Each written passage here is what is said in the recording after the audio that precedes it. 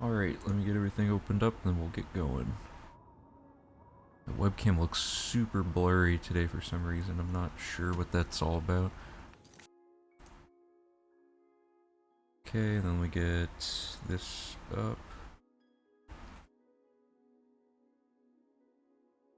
Okay, good to know, Lex.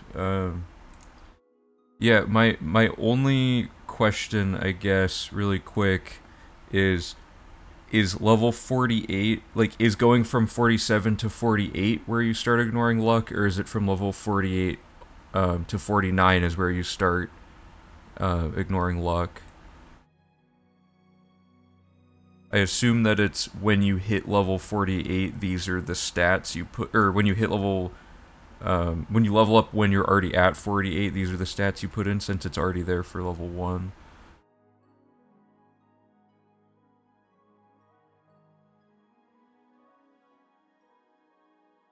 Other than that, I think I get it. It's just putting in, you know, these values or an equivalent strategy on, I believe, this rightmost column.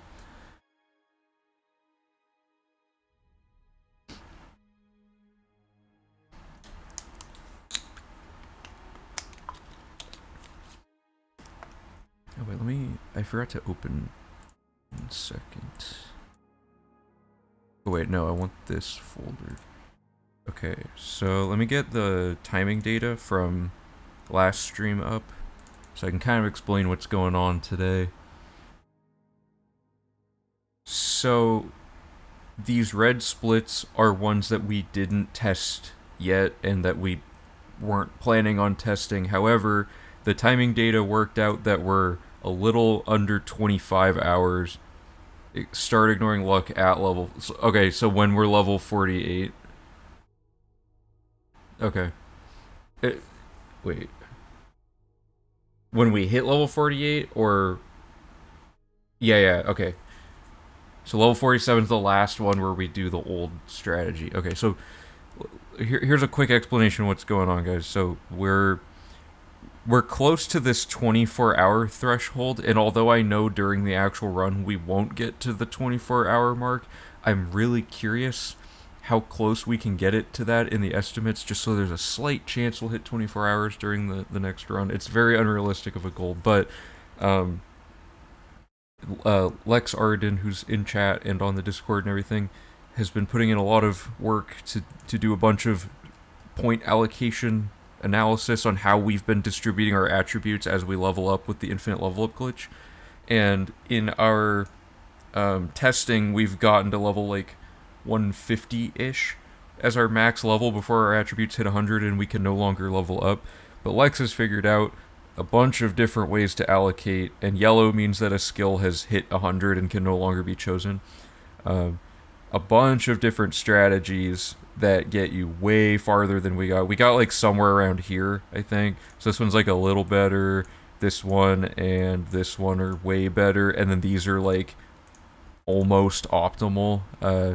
Because Lex is trying to find ways to basically retrofit this into what we've already been doing for the route, so that a bunch of route revision stuff isn't necessary. So the formula here is that in the current way we do it, we strictly choose the attribute that'll give us the least total points from top to bottom. But through Lex's testing, and I also looked at this for the Augma duping stream that I was going to do, it turns out that the best strategy is to basically get all of your skills to like around the same value, ignoring whichever one started at the lowest amount, and you try to get every skill except that one to 100 kind of evenly, and that leaves you with one skill to select over and over and over again to get way more level ups. So the way to visualize that with Lex's chart here is yellow means everything's at 100. So in the strategies that worked the best, when everything gets to 100 except for your one like skill you dump single points into, whatever that skill is at, that's how many extra levels you get. So like today, I think the strategy we're going for is to go from level 150 to level 170-ish, and you get 5 training per, so that's like a pretty significant amount of training. And I already think I know which skills we're going to want to put that training into. The plan is probably to do armor like light and heavy armor up to 75 instead of up to 100, or in heavy armor's case 90 because of Ogma. But the grind from 5 up to 75 is like 10 to 15 minutes, and then the grind from 75 up to 100 for each of those skills is like it ends up the total grind time was like 45 minutes for the whole skill. So I'm hoping that those will cut those like in half if we have enough points to just even put 5 levels of training, because like with Lex's chart here, like 1 2 3 4 5, there's 20 minutes saved, right? There's another 20 minutes saved for light armor. This is cutting out armor. Like, if this works, this could be a huge, easy to retrofit thing into the strategy. So Lex's formula is this is, again, this isn't optimal. This is Lex's way of making this easier for us to implement. You take the attributes system that we were doing before up until you're level 48, and when you hit level 48 you start ignoring the luck stat, which will be like the lowest one of them, I think. And then you put points into everything except luck, and luck of course can only ever go up by 1 because no skills govern it, or it governs no skills. So you're guaranteed to get that 1 point of luck every time you level up from that point on, making it a very stress-free, nothing can go wrong sort of system of allocating 1 point linearly up until the end of the grind. So there's gonna be a lot of testing stuff today just to make absolutely sure stuff works, but the math looks very promising and I'm excited to test it out. So of course, thank you Lex for putting in all the time to figure all this out. Appreciate it. I'm estimating that this will probably save like 40 minutes to an hour, which is huge given how short the run is getting. So yeah, thanks a ton. And I'll let you know on the Discord afterward like how everything went, since you said you can't stick around the whole time. But yeah, a lot of it's just gonna be like really tedious, grinding stuff. So a summary of what happened will probably be sufficient.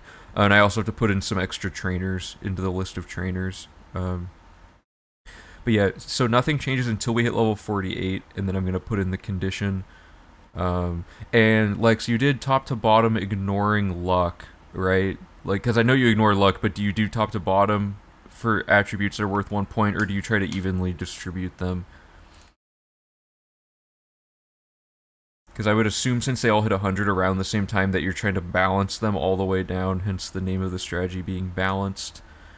Which, by the way, really quick before we get into this, so I was doing a similar thing to what Lex was doing. Like, Lex made this really cool spreadsheet, and I wanted to make like something similar for testing stuff about Ogma, because if anyone, just the lowest stat regardless of like so if there's 3 to pick from that have 1 point you could put into them and none of them are luck, would you just do top to bottom, or is it just any +1s that like vaguely balance out what's going on?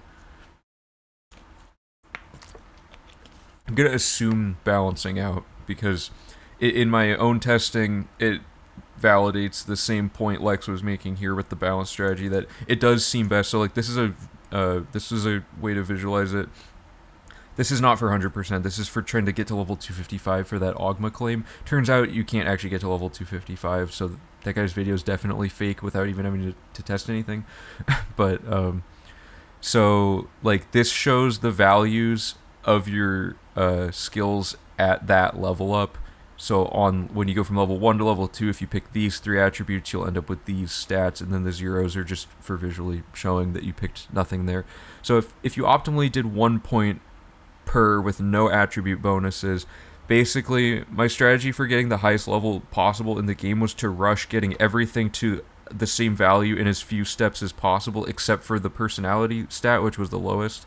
And then I created this little loop that it's like the sinking point is where everything's at the same value, and then this number of steps gets you back to a state where everything's the same value again, and then you just copy and paste that strategy all the way to the bottom until everything hits 100 except for your one thing, and then you can dump a ton of points into it. And then Feldu is part of DLC, which isn't in 100%.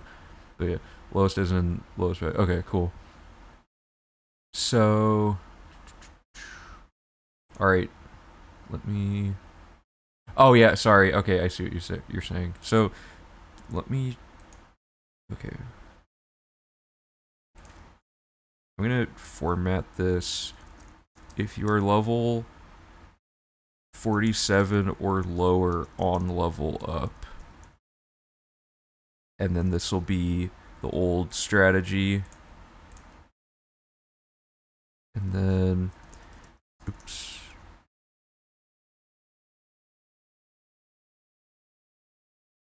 If you are level 48 or higher on level up.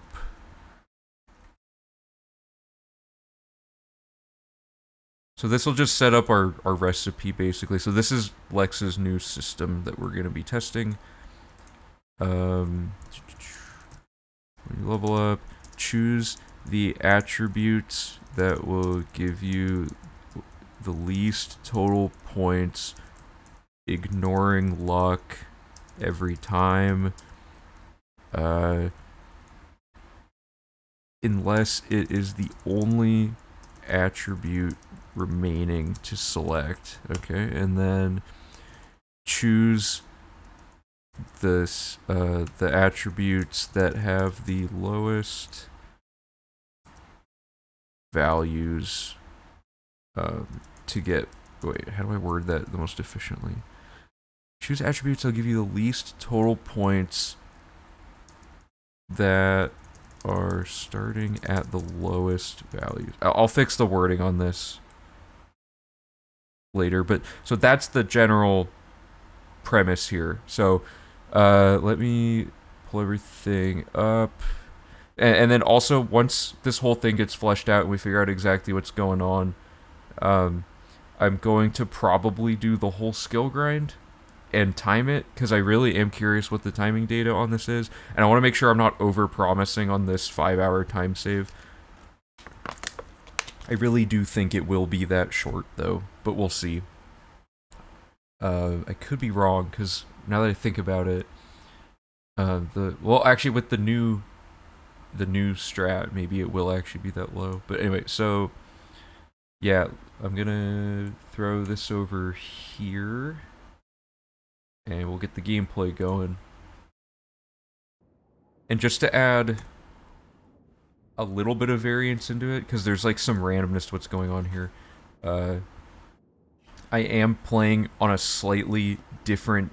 This is the practice data character getting up to this point, but we did have to use like a save to skip part of it in practice, so this is slightly different starting values for things, a little bit, probably not too much. We might be like 1 or 2 athletics off, and I can't imagine much else being different, so it should be a fairly consistent thing going on here.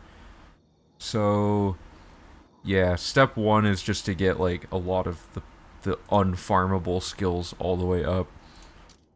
So the first one we're going to do is athletics, which is going to be in Skin Grad. And it should be 9 p.m. at this dude's house.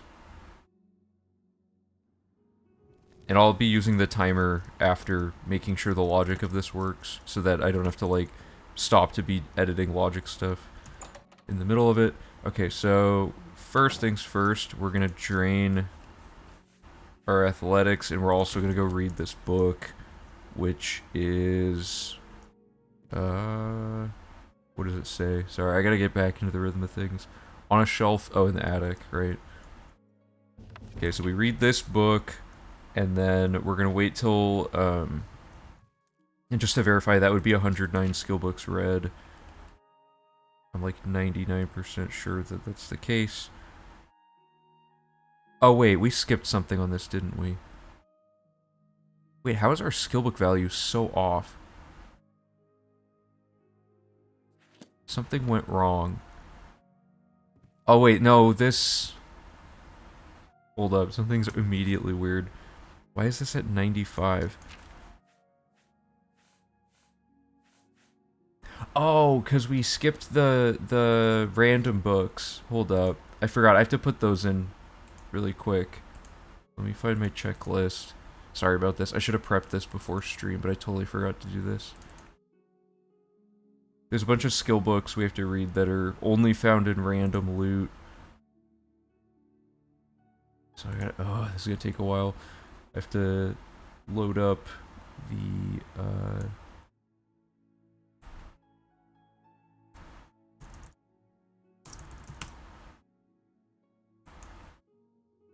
okay, so first one's Mystery of Talara. Whoops, sorry about the. Oh my god. Mystery of Talara V1. So that's gonna be player dot add item 243 CE. You know, okay, I'm gonna do this before I go too far. Hey Saturn, how's it going? Also, what's up, Han? Oh, specific values of save shouldn't matter. Okay, cool. Right, because it equalizes them anyway. Good call. If we're just testing the strat and not the timing, wouldn't it be faster to just do the leveling and not bother with the training? Oh yeah, well, I need to make sure it's the right values of training though as well, because I don't want to like. There's a little weirdness of like overlap. The math is kind of hard to track. Plus, I kind of just want to test it like the way it is, just to make sure nothing's weird that I'm forgetting. But yeah, you're right. I could probably just plan the whole thing and then get the timing data, and that would be the test of the actual math adding up. Let me do this part really quick, and then we'll. 243 CE1, Mystery Talara V1.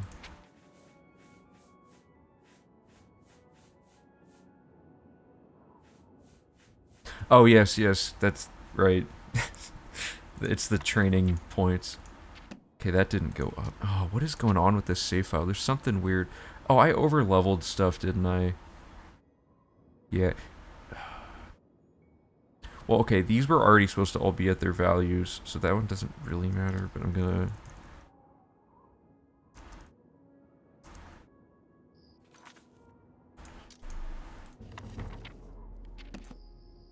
Okay.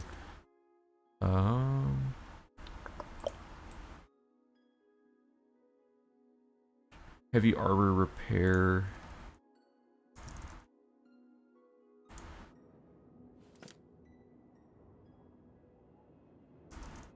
Oops.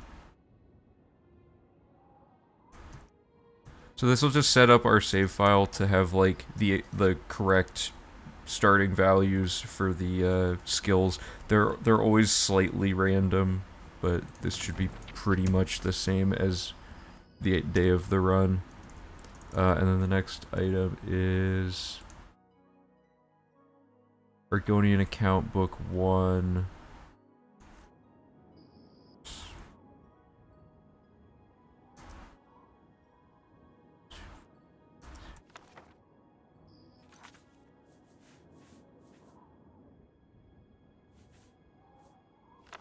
Oh, I guess we already found that one in random, or in a random quest reward.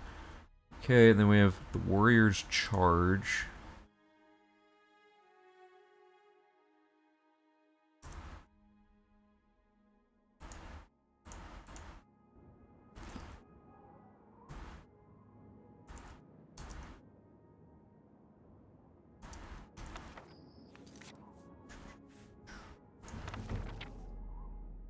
Okay. Conjuration all the way up. And now...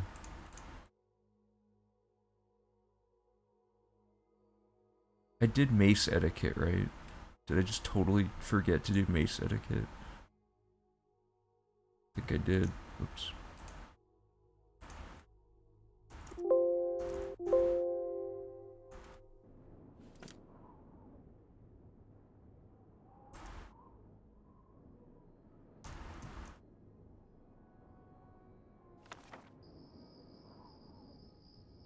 I think I typed the wrong one. Well, that was not mace etiquette. There we go.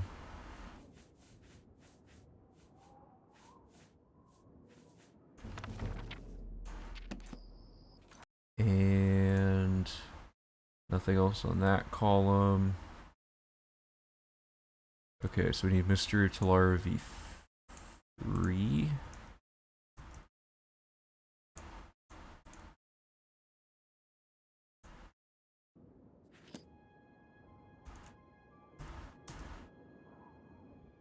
243 FB1. Cool. And then Master Zorium's tail. The good thing is I won't have to do this when we get the timing data, because I'll already have this save made.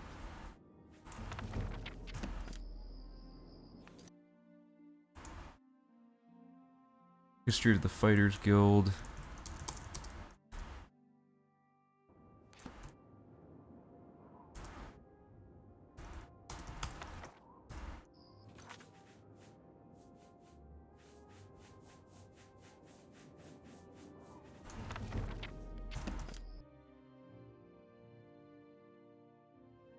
Rizlov the Righteous.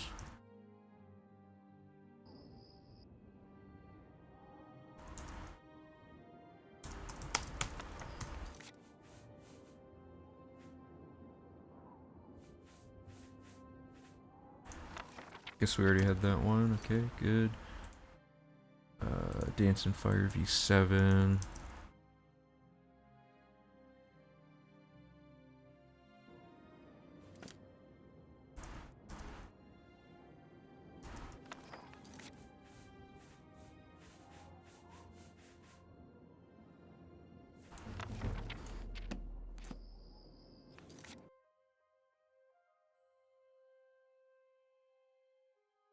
Talara V2.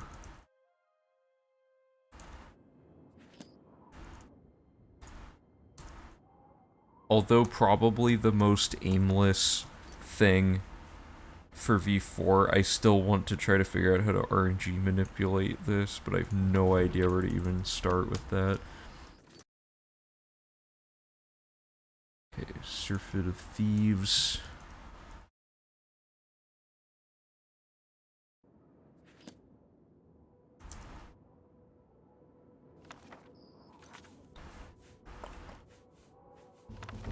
And one more. We're almost done, guys.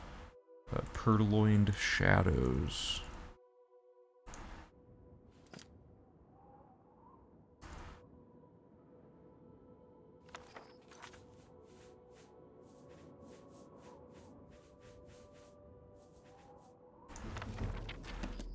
Okay, so that's simulating doing the random book stuff.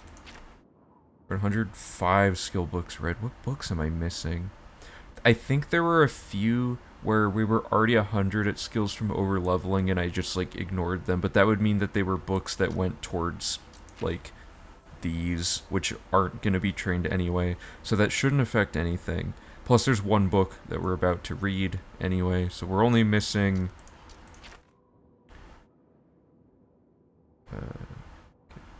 yeah, so we're missing like 4 books minus the one we're just gonna go read right away, so we're missing like 3 skill points somewhere, but it's all probably major skills. I don't think this will matter for testing things.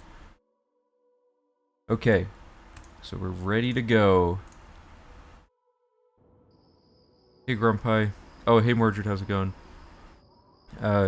Yeah, so this is to basically figure out a new way to allocate skill or the attributes to make sure we get more level ups than we were originally planning on getting.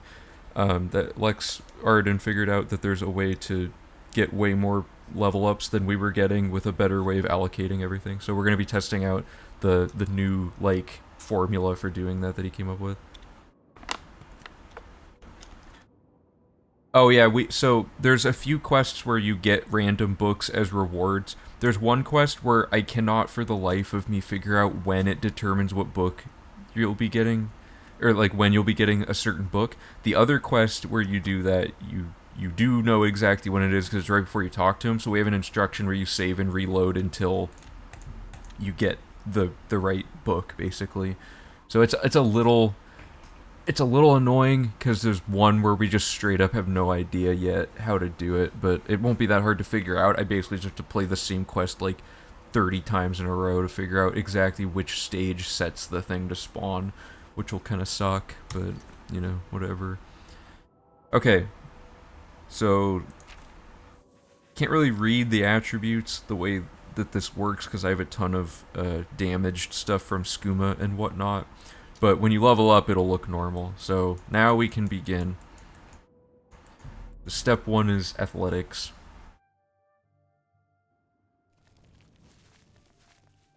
And we're going to go to Uris the Shepherd's house, as we did earlier. And he's here and able to train at 9 p.m. But first, we have to go read this skill book, because we're going to be getting to 100 athletics. And we need this spell for athletics. And yeah, we'll wait till 9 p.m.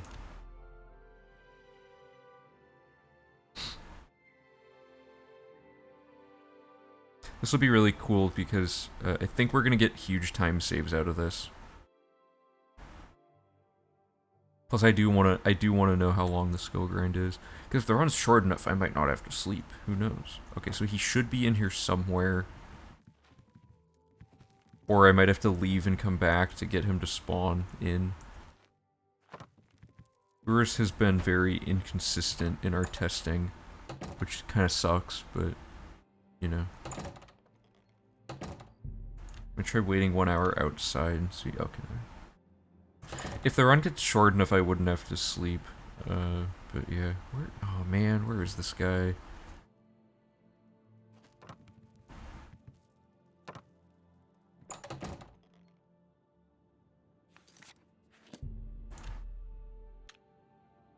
He should be in here. I think sometimes it takes him longer to get home, but it shouldn't take this long.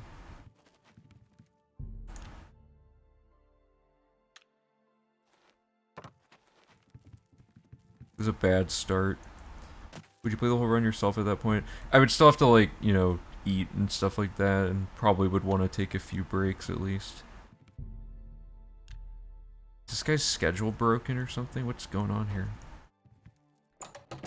I gotta find this guy again with console commands. 1 second. I don't know why he doesn't consistently do anything.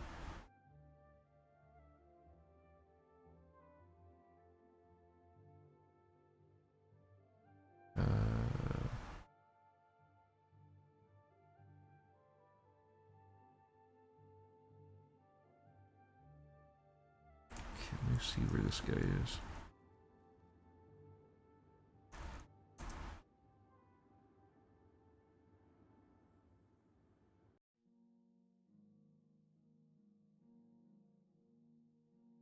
It would be a feat to watch the whole thing in one sitting. Why is he out in the middle of... What? How did this guy... this is annoying. Does he not go back unless I'm, like, in the zone where he's at, maybe? Let me try this. Go to Skingrad and wait till 9 p.m. outdoors where it would affect his behavior. And then I will try it. Because if he's out here, maybe it'll run his script correctly or something. I don't know.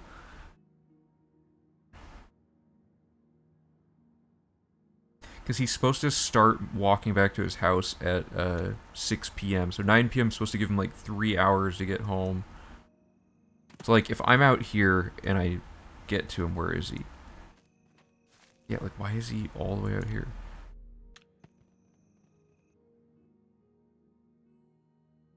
Okay, Lex, see you later. I'll let you know how it goes. Thanks for all the help.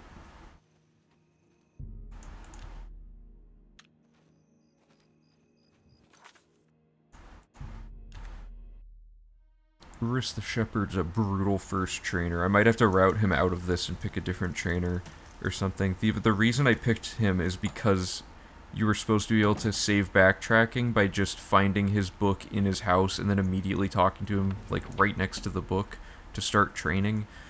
But if he's gonna be inconsistent, I'd rather have a trainer that's always there.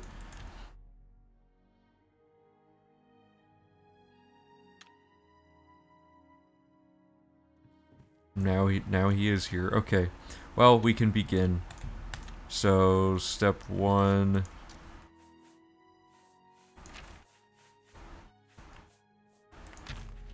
Alright, let me find my notes. Okay, so the first thing we do is we buy 5 training from him before starting his training. because we have 5 level ups to spend.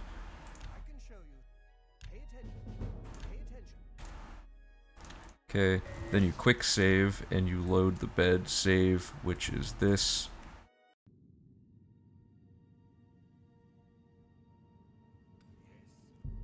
Sleep in the bed. When the hour ticks over, you press escape, load the quick save. I have a video about this on the YouTube channel if you guys would like to check that out. Okay, so we're not level 48 yet, so we're going to be doing the old strategy, which is to do 1, 1, 1. Now, I'm noticing we could probably optimize this a lot by just ignoring endurance, but we have a lot of endurance-based skills that will be coming up as well. So V4, we're definitely going to rework this to be even better, but for today, we're just trying to get it better enough to save an annoying grind of light and heavy armor, basically. And armor. Armor is really annoying. Okay, so that's all good. And then we buy our 5 levels of training.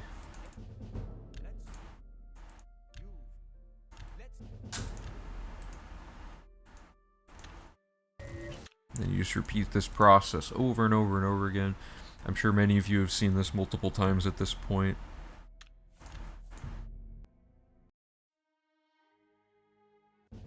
All I have to remember is at level 48 the strategy changes.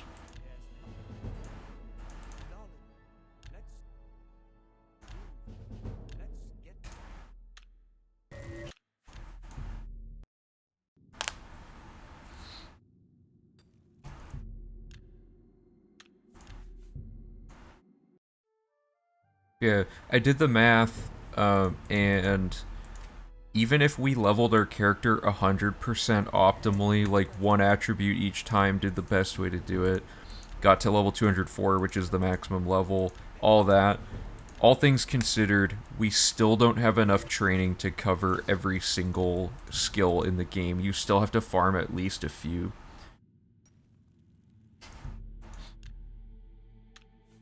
Yeah.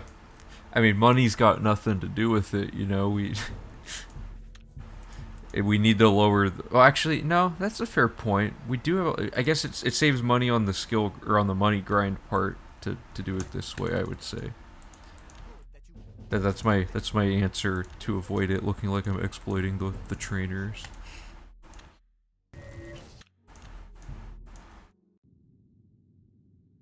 It is actually, it's one thing to consider, right? Because it's like, is it faster to not have to make all these drain spells and to not have to cast them between every single training and all that? I mean, it feels like it only saves like fractions of a second, right? And then like making the spells is of course tedious, but would it take longer to click out all the gold we would need to buy all this training? The main thing though is that we'd have to be talking to a master trainer after level like 70 or whatever, so it would actually make it impossible. I totally forgot about that part. Yeah, we actually do have to do it this way because this trainer would not be able to train us after level 70 otherwise. And now that we kill a lot of the master trainers to do their quests correctly, okay, so I'm level 75. Now that we kill all the master trainers to do their quests quicker for the most part, we don't really have access to any master trainers for most skills.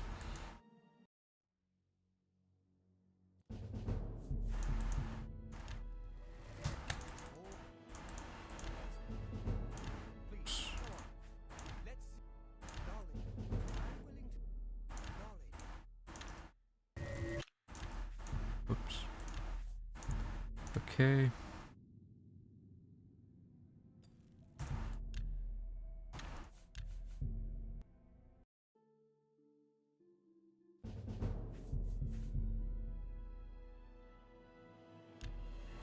Looks like we're actually it's gonna be quite a while before we hit level 48 and have to change the strategy. We might get through like 2.5 skills. Yeah, I've hit the maximum.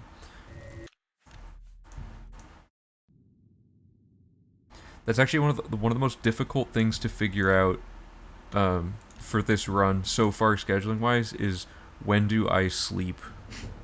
Because there's so many parts of the run that I really want to play, and like, because there's like new tech and stuff that's really interesting. I just don't know the best time to sleep because we're starting the run probably in the morning, like 10 a.m. ish, which, you know, I don't want to go to sleep during the map in Nirnroot at like noon. So I could try to do no sleep, but we don't know how long the run is exactly. There's a few points where it could go way longer if things go wrong. Oh, it's doing the graphic thing where that bar fills up on the screen. I think it's part of like the graphics of the magic that we're casting. I'm not at level 100 yet, am I? One more, okay. I don't know, Grandpa. Some people are saying sleep, some people are saying not sleep.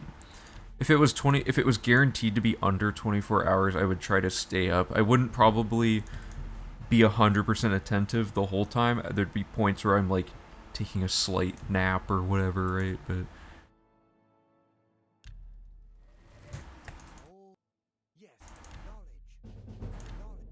did I overlevel this?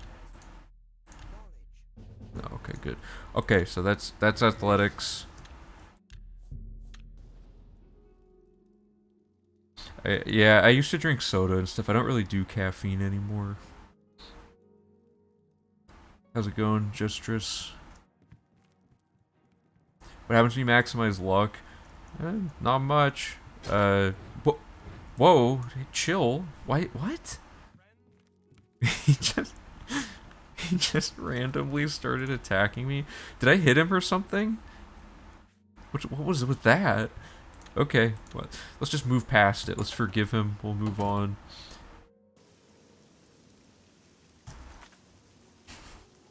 Hey, what up, Chicken Hawk and Chasey Ray? How's it going?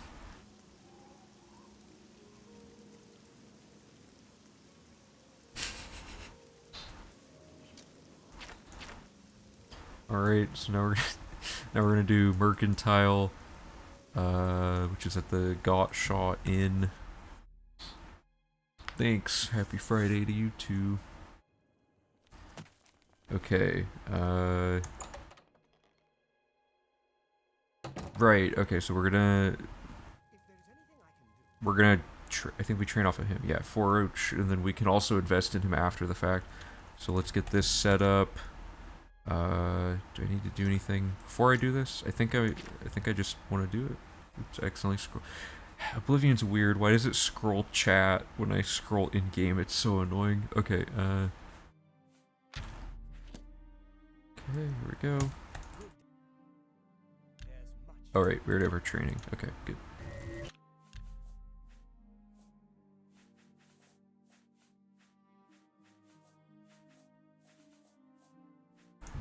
I should move this bed save higher up as well.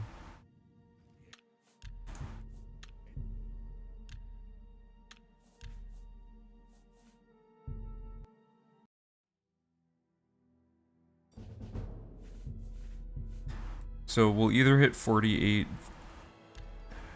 during Blade or Blunt, I think. The good thing is none of these individually take that long. Like Athletics, it was a bumpy start, but once you get it going and you have the trainer in the right spot, each skill only takes like 8 minutes or something.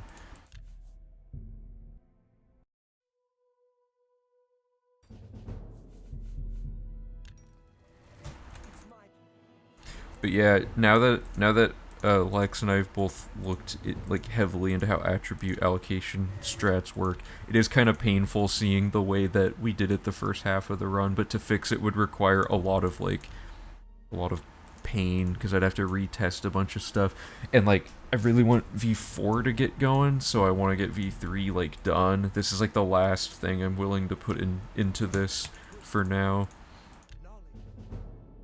If I miss a level up or anything, just let me know. Like if I forget to buy training or something and just totally whiff. It's possible. I feel like I've done that before.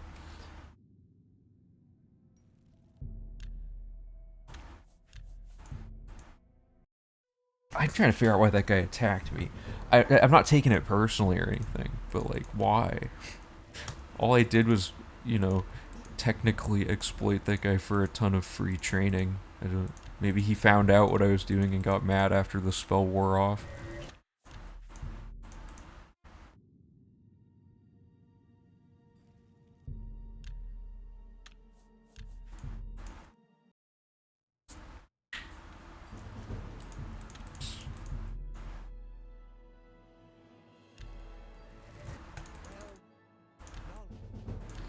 I've been slowly making like a roadmap for V4, and I showed you guys a little bit of it on stream not last time, like a few times ago, but it's going pretty good. Hey Joe, how's it going? Welcome to the stream.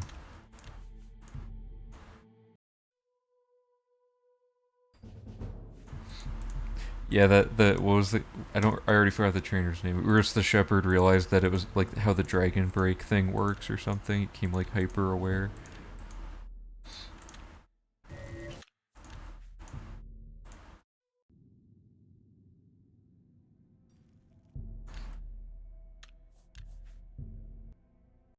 Oh, in case people are on the Discord, the YouTube channel hit 1,000 subs today, which is pretty exciting. So, if anyone in the stream right now is a sub on YouTube, thanks so much. It's pretty cool. Now it just says 1K next to the name, which also means it's harder for me to like track at a glance like how quickly or like how many people it is, because it only goes in increments of like 100 now. But that's a good inconvenience to have. I have to go 3 clicks now into channel analytics. But yeah, so the problem we're doing here is we're over leveling strength. Like, it is way too disparate from the rest of them. It's like, because we're always picking top to bottom. So strength ends up like super, like high level early on. Those people need to get in this stream. That's the thing, I was thinking about it. I think the YouTube subscriber people are probably largely different than the Twitch followers. I think those two groups are pretty different. Because, like, first of all, like 90% of the followers of this channel are from the first stream and it didn't come back, even though we begged them to come back. But like we just got like a ton of people that flooded in on the first one. Yeah, and there's people like Margaret who've been around like forever, right? So they're both. But the YouTube channel is largely, I think, non-speedrunner people from when the skill grind video kind of blew up. I think it's a lot of people who just like the skill grind video. I don't know how many of them like care about the 100% or not. It's hard to tell so far. But yeah, there's no good way to like do cross analytics. But yeah, I think it's really interesting seeing like kind of what works on which platform. You know, like the more casual oriented like skill grind stuff. Oh no, this sucks. I gotta do it this way.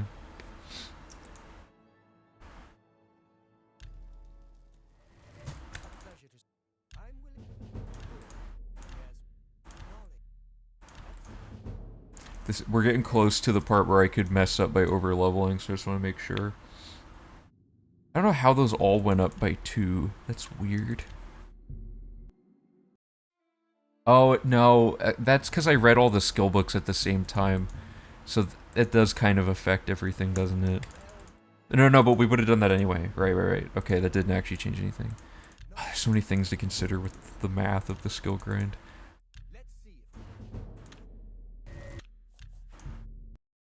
This one feels like it's taking longer than athletics. But I know it can't be true.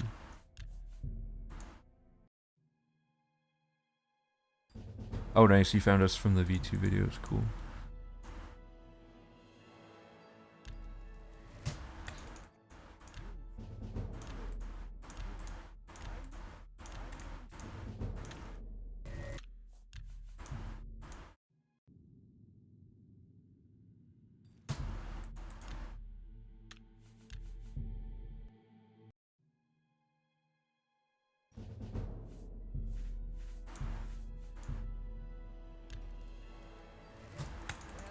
We should be hitting 100 at Mercantile very soon.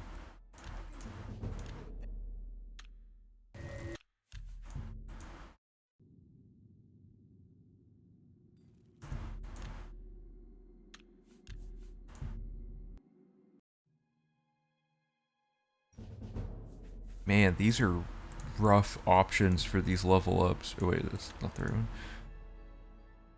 Like, those are just horrible choices for attributes. They're like all like super leveled. So the goal is to ignore luck very soon. Okay, so we're level 100 at that. just to verify that that's the case, let me show you. So we're 100 athletics, and we're 100 mercantile. So the next step is blade. Oh, and I have to invest in this guy. Not that it like matters for this, but yeah. Just to be thorough. Okay. Blade. So these are all gonna be Anvil Fighters Guild for the next like 4. Because the Fighters Guild just has so many.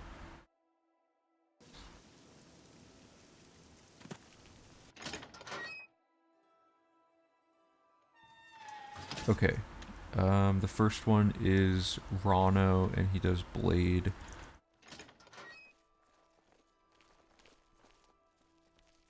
Is that Rano? Yeah, okay, let's just wait till he's awake.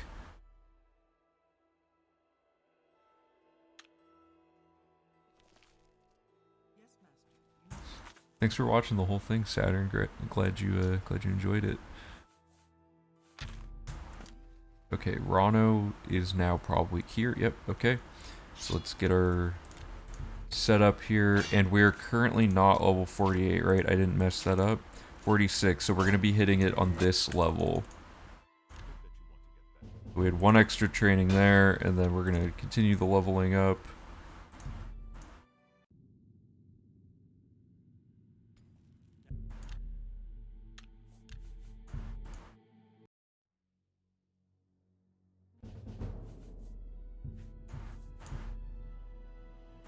So that's the last, okay, so that's the last time we do that way. So all the ones from here on out are gonna be testing Lex's strat. Okay. So here we go. Let's see what happens.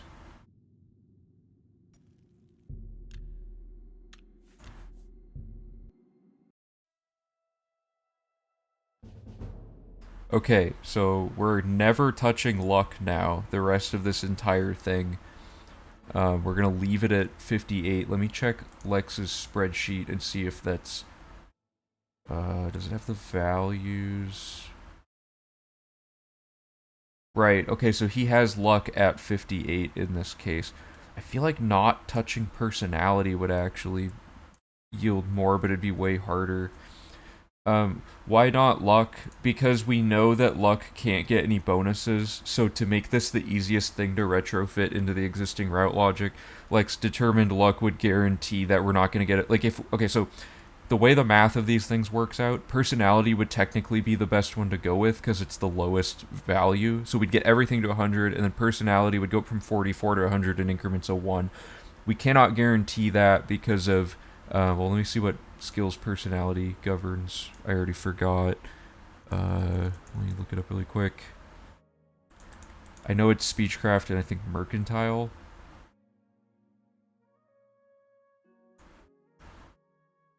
Mercantile, speechcraft, and illusion. Ooh, and those are all already at the maximum, except for speechcraft would go up by 2 for like a single level. Oh, that's tough. That might actually be good, because illusion's already 100. Speechcraft is 94. And mercantile is already at 100. Oh, no, but we're gonna get a ton of mercantile ones, I think. No, we just dumped all of those, right? So we should be good. Part of me wants to try to make it personality, even though that's not what Lex said to do. I feel like it'd be a bad idea to go off of the rails here. But technically, because, you know, that's 42 level ups here, but like 60, it wouldn't be 66, it would be like 60, like, I want to say like 64 or 62, depending on how many bonuses we get from the speechcraft.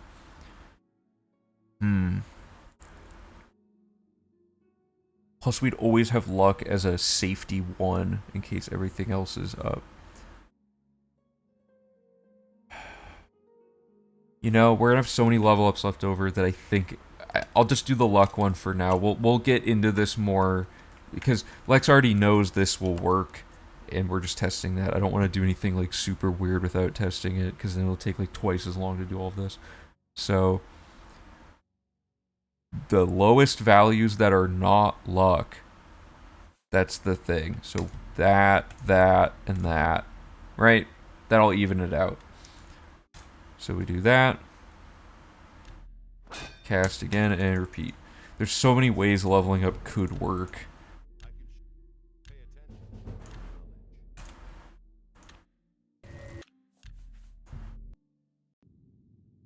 But yeah, this'll still be a huge save, and this is a safer bet to go with this. Because you guys gotta realize V3 or V2 didn't even have any of this, so it's gonna be like it's already gonna be like absurdly huge time save. We gotta leave something for V4, you know.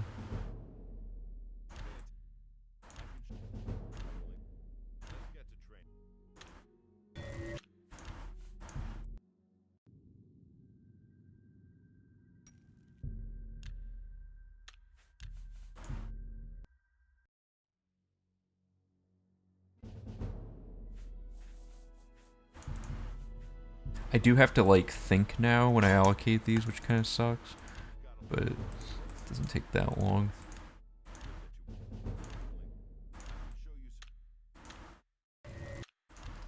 It's also good that now that I actually understand now, like, the strategy behind all the attribute stuff after Lex showed me how it works, and I like tried to theory craft one for max level as well.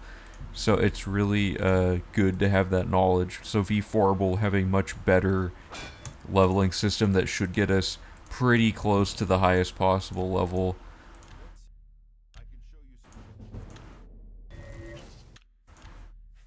Yeah, I think it'll be 25 to 28-ish, because I really don't know what the time difference between me testing a split and someone who's not me playing it while I'm asleep is, right? Because most of the other players are not, like, full-on Oblivion speedrunners. They just have knowledge of how to play the game in general, right? So, like, certain tricks and stuff take them longer to pull off, or, like, you know, just generally less memorized in what goes on per quest and stuff like that. So there'll be slight differences in timing data. I don't think we'll get sub 24, but again, I haven't timed the skill grind, and I don't really know, you know, how much time it saves. It should save at least half of the original skill grind's time, though, for sure.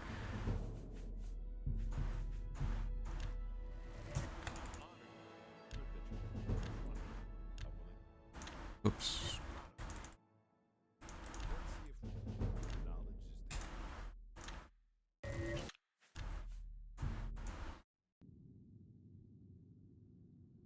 The good news is V4 is almost guaranteed to be under 24 hours unless we totally botch the run, you know. Oh, I forgot to mention, really quick, we had 3 followers while we were offline, so Trash Pangoro, thank you for the follow. Immortalica, thank you for the follow. And AZ Ghost, thank you for the follow. Appreciate it, guys.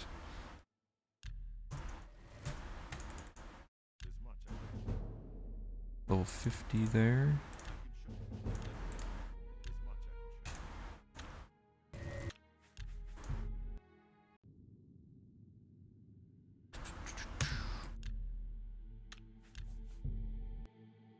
Yeah, this is when it gets good. When we get this close to a run being ready and it's just a matter of actually coordinating the stream for it, you know?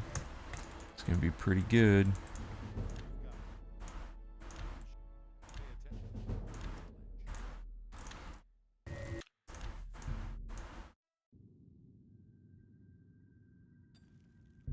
Last time the timer was so hype because it was like every single split was like several hours of improvement. I don't think it'll ever look like that again, but it was extremely funny.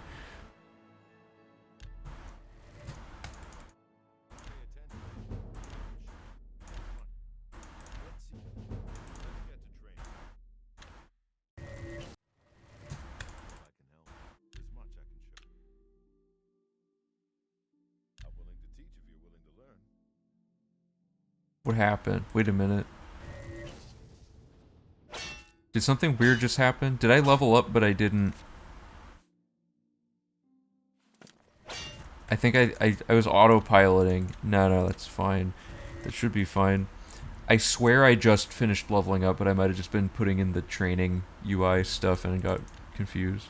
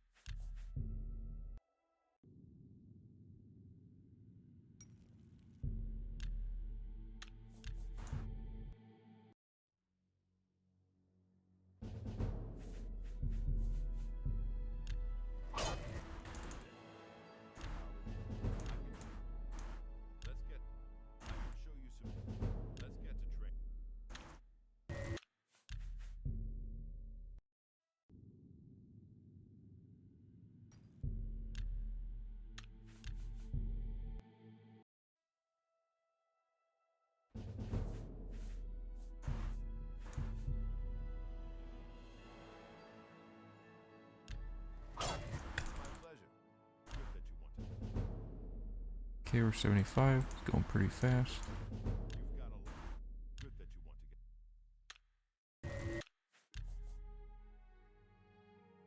Oh yeah, and blade only goes to 90. So this one's even shorter, because Ogma gives us 10 blade. So I have to actually watch this kind of closely now to make sure I don't over level it.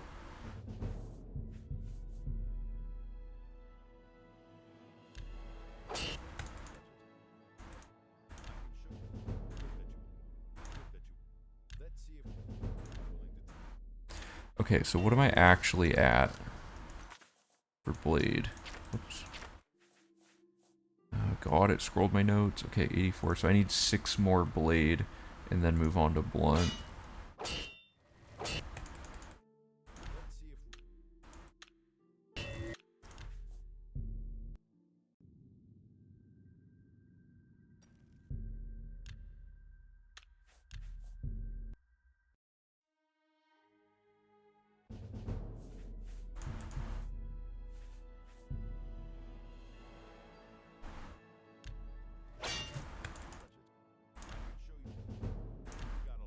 So we're gonna do all 5 of this plus 1 more.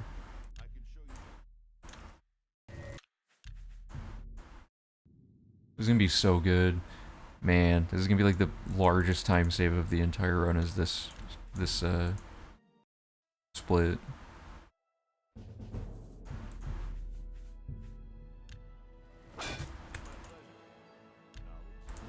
Okay, so we should be at 90 blade.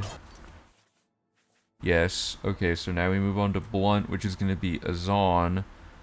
And we're gonna also stop this one at 90 because of Ogma, so now we just have to go find him.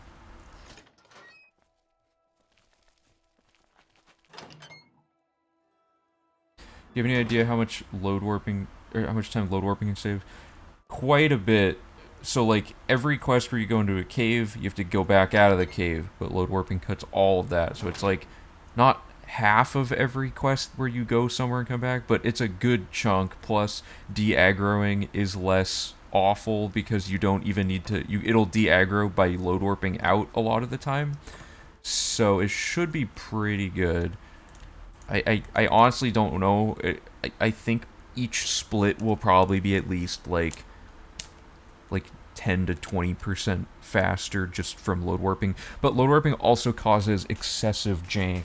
So there's a possibility that we'll like... There's situations where you can load warp and then everything's permanently aggro to you forever and you have to redo that part to like undo the load warp glitch thing happening. And I have no idea how to fix stuff like that.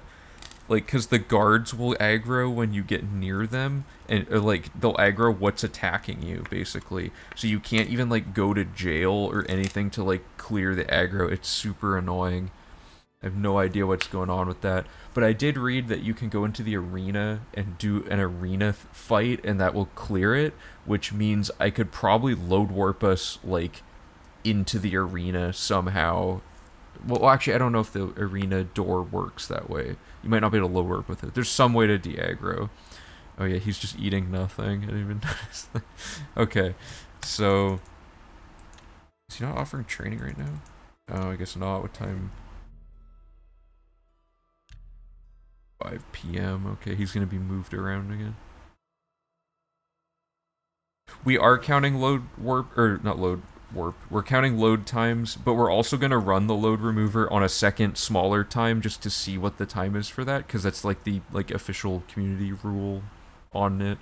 But it's weird, right? Because the load warps cut out so much of the time of the run, and it's a lot of like, or not load warp. The load removal cuts out like what am I trying to say?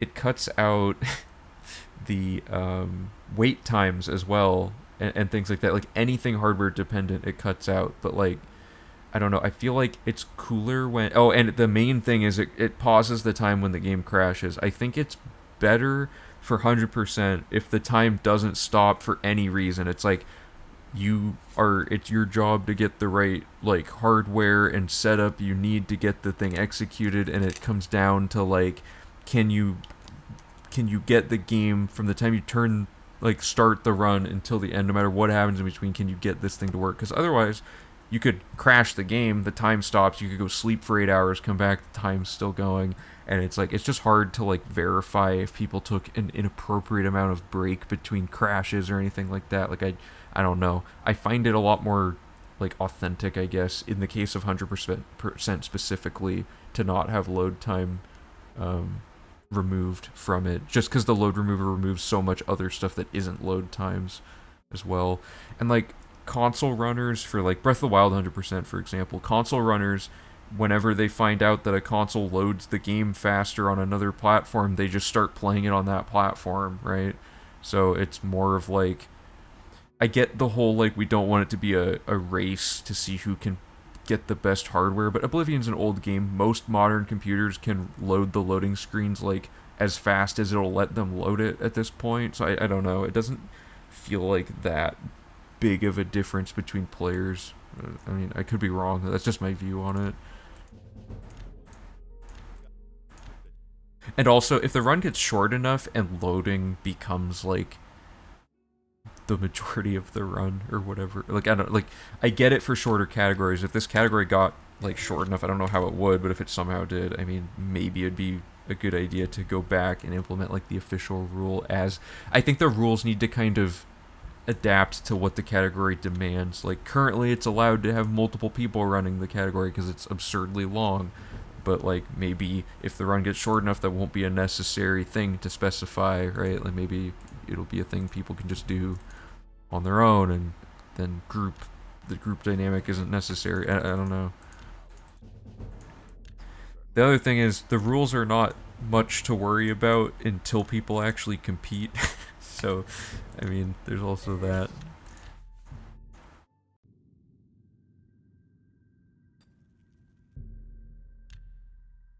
I also think, like, to an extent, like, the community at large should determine the rules and stuff. Like, I don't know. I disagree with some of the things that the official rule set has, like being able to use an auto clicker. Just seems really like cheating to me. Like, I don't see how clicking fast isn't a skill, stuff like that. I don't know. Also, if you want to talk about hardware dependency, the auto clicker they use is a mouse wheel activated one, and then you have to buy a nice slick mouse wheel gaming mouse to be able to do it optimally. So it's still a hardware race, it's just a less expensive one, but it's like, do I really want to have to go buy, oh god, he ran away. Do I really want to have to go buy like a super epic gamer mouse just to do like the fast mouse wheel scrolling? Where did Azan go? How did he teleport out of reality there?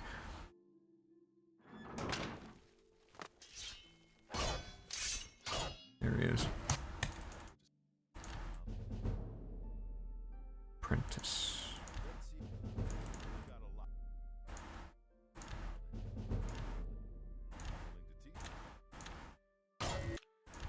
I don't know, what are your guys' thoughts and stuff like that? Like the hardware race, the like load removal, using auto clickers, stuff like that.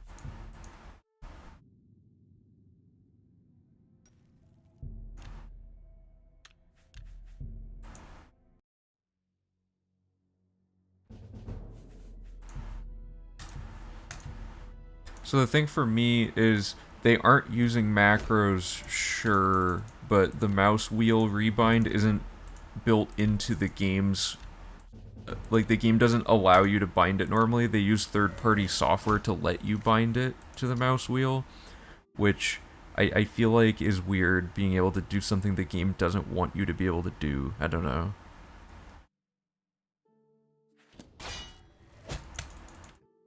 Like, I'm kind of purist about stuff, you know, so it's like, for me, it should be, you boot up the game, you play it with what it allows you to do, except for console commands, because it would ruin everything, obviously.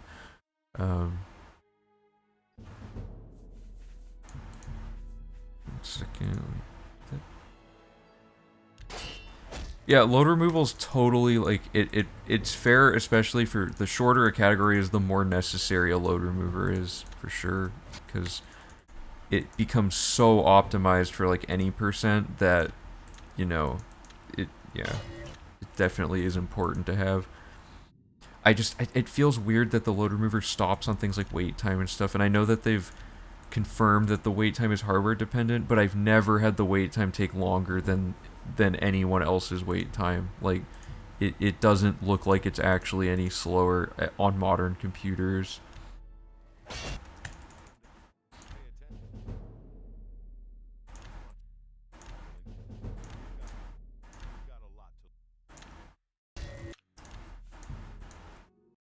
The other thing is, I'm a big believer in making something accessible to people.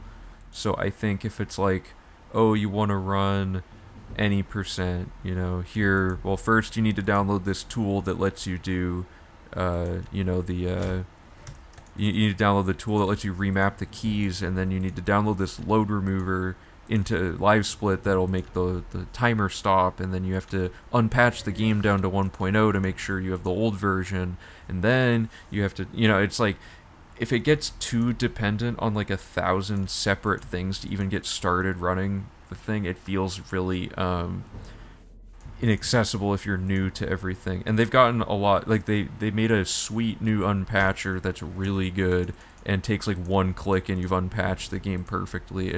That one's nice, but back when I was like starting to get into the community, it was really hard to figure out. They were using this other fourth program called the Xjury to display frame rate, when there's a console command that does it without needing to buy DXjury. I don't know, there's like a lot of weird stuff that's like, it feels like you're not even playing Oblivion by the time you get started.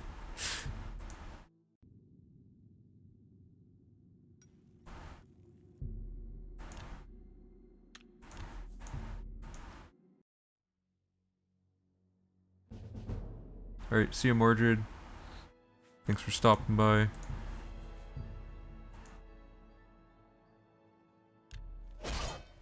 To get people to compete, you'll probably have to loosen the all-in-one sitting rule. I mean, part of the thing is, I think for the viewers' sake, one segment is better. Breath of the Wild already does it that way, and their runs used to be like as long as these 100% runs. They're now down to like 18-ish hours, so it's more doable. Like Breath of the Wild's like the community I base a lot of it off of, because it's like they're the most similar in terms of like the requirements were not built into the game. They had to build their own requirement list for 100%. They have to hop to the next best hardware discovery for what will make the game run better, like all kinds of stuff like that. But they do all in one sitting, and they count your sleep breaks as your time and stuff like that. And I get that it's different on console, where it's like 100% consistent between people's hardware and stuff, but I don't know. Like I said, Oblivion's old enough that you'd be hard pressed to find anyone's computer that wouldn't be able to load everything insanely fast at this point. But I guess I could be wrong about that.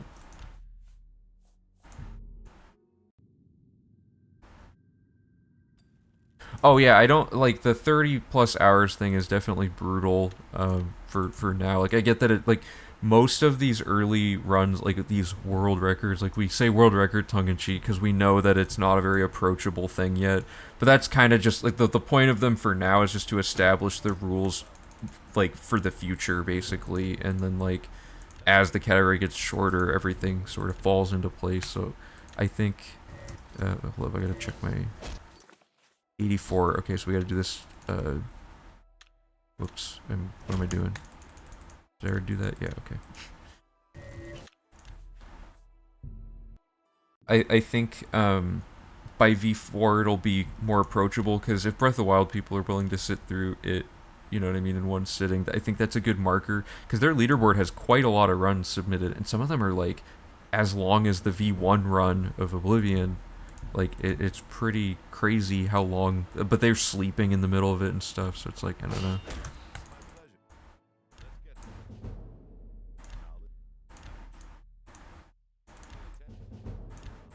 Okay, so I need one more level, yeah. That's the tricky thing though, right? Is it's like there's a lot of subjective stuff, and it's like, although I did set up the category and everything, sure, I do think at some point I should homogenize the rules to be as close to what the rest of the community has agreed on in the past. But yeah, I don't know, like I said, like if the rule was you couldn't have a group running the category, right? Like generally communities agree that one person should be running one game. Like if you got rid of the rule and made it so you had to be an individual, we never would have even gotten these runs started, right? Because it'd be like, oh well, no one's gonna be able to sit through that on their own, that sort of thing. It would have been like a 7-day run with sleep breaks included. There's a category rules you're gonna establish that allow breaks. This is getting short enough where I don't think it would be necessary to allow breaks unless the breaks counted as part of the time. Like segment, like I would assume the way this will probably go is people will do like segmented runs of it when it's still in like the 24-ish hour range. But if I can get it down to like under 20 hours, I think some people would actually do that, just based on Breath of the Wild community's like amount of participation. Yeah, I don't know. I could be totally wrong on all of this. It's just my opinions on how categories should work. But I don't know. I'm very purist. It's like you start the time and you end it when the run's over. Like nothing in between. Otherwise, there's just huge room for abusing rules. Like even there's a discrepancy right now in the official Oblivion speedrun community where people were saying like, so the wait time pauses the timer, right? Like when you're waiting, and that causes a potential for abuse of the adrenaline rush ability during the tutorial, because you can just wait 24 hours, take a 0-second time loss, and now you have a spell that speeds you up again. So they banned being able to do that. However, for timing's sake, they wait in the tutorial anyway 24 hours-ish to refresh Adrenaline Rush, because it places an NPC somewhere they needed. So it becomes a gray area of like, is it abusing the time to do the wait earlier to set this up just because it'll also give you Adrenaline Rush, or is it fine because you have an ulterior reason for the wait? But then it's like, well, you could be waiting, it becomes a gray area of like, what is the right reasons to be needing to wait? Because there's a lot of people who say you only need to wait an hour to simulate most events in the game. So like, if you wait more than an hour, is that an accidental attempt to abuse the Adrenaline Rush's refresh time because you went an extra hour of wait instead of 1 hour? Like, I don't know. There's a lot of like, it gets too confusing and annoying. It's better to just like have simple rules, you know? But I don't know. In a game like this, I guess it's hard to do that because there's just so much weird stuff you have to account for. Do you still allow cheating? What do you mean? Like cheat codes or something? Okay, so we're at 90 blade. So now those are set up, or 90 blunt, sorry. And now we're gonna do block up to 100. So Herwin is right here. Whoa, not you.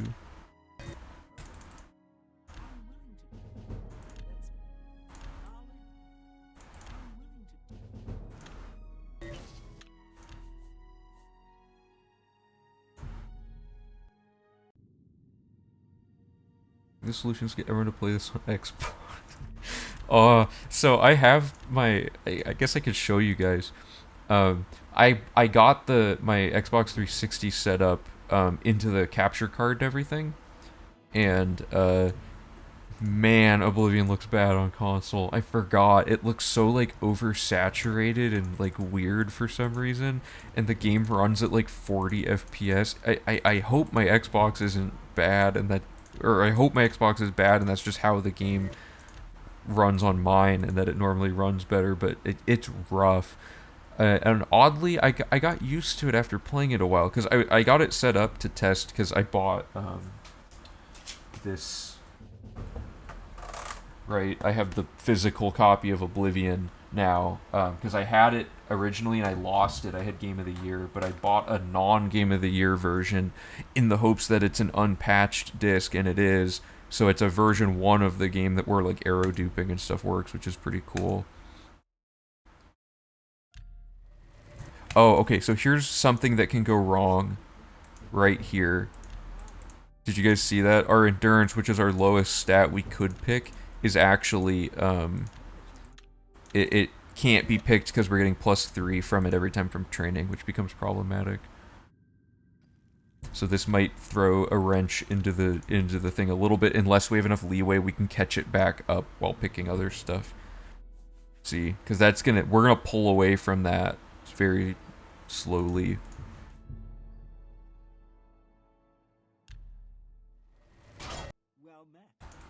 No modding the game.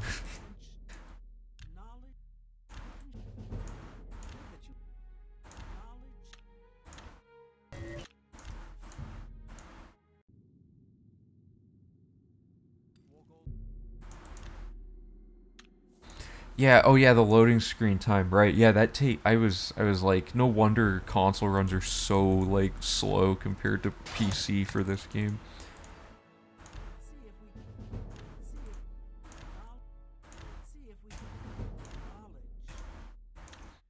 You know what I'd be more okay with? If load remover the load remover had a feature where, because you know how the loading bar only has like a minimum, it has a maximum speed it can move from, like right there I got like the fastest loading time or whatever, right? I think it'd be more authentic if a load remover included the minimum time per time it had to stop to account for a load, so that for a run where the loading screen went as fast as possible, you ate up that amount of time anyway, and it's only the slower loading chunks of it that really get deducted from the run for fairness, because then it's more authentically um, I'm trying to think how to word it, because Morrowind, I've seen runs of Morrowind where the load screen just goes as they're flying through the thing, and it's like the same speed every time. It's like add that amount of time into the run every time there's a pause, because that's as fast as a load screen could ever go, right?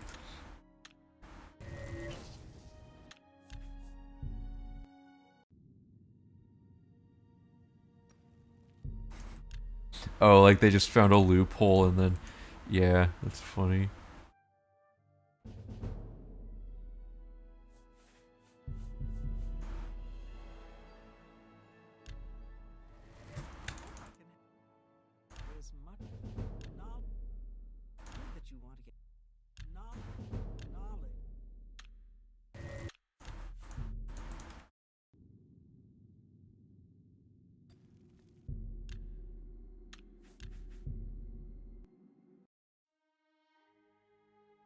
I don't know how much of the lore of the Oblivion speedrun community you guys are aware of, but there was apparently, this is way before I joined the community, but there was a, they discovered that the game runs faster with the frame rate uncapped, giving people a massively unfair advantage if they don't cap the frame rate. And after figuring that out, they just nuked the entire leaderboards and started from scratch. So there's like tons of legacy runs that are just completely just, they're just hidden on the leaderboard because they're all invalid now. They had like a mass exodus of all of their runs, which major props for that to them for like actually committing to that to make the runs more fair. I mean, the I don't know how long it had been up to that point, but I imagine it was at least like a year or two's worth of runs that everyone just agreed to throw in the trash.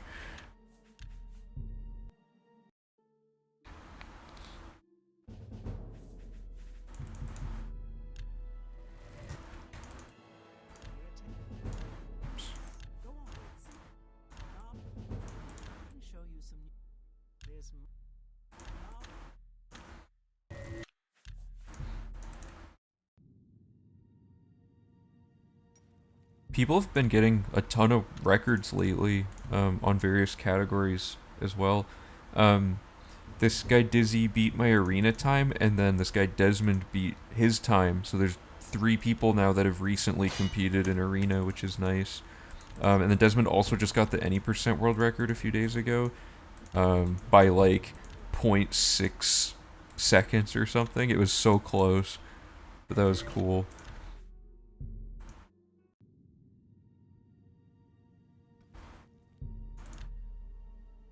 Oddly enough, there were actually salty forum posts just about the rule set of the category from people saying it was like unfair or something. But it wasn't for the, I don't know if anyone complained about the nuking of the leaderboard. Because that's like undeniably unfair to allow people to uncap the frame rate. Like the game moves so much faster. But as like a joke, they added a category extension called like old school any percent or something, or I think it was old school no out of bounds. I can't remember, but they added a category extension where you have to play on uncapped frame rate, so it's just like a meme category to see who can beat the game with like no rules other than like no mods in console.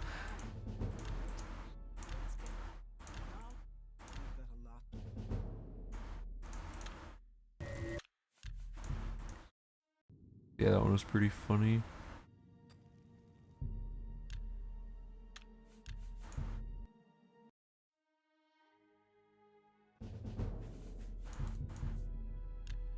Man, this endurance is gonna throw this off a bit. I still think this will save levels, I just don't know how many.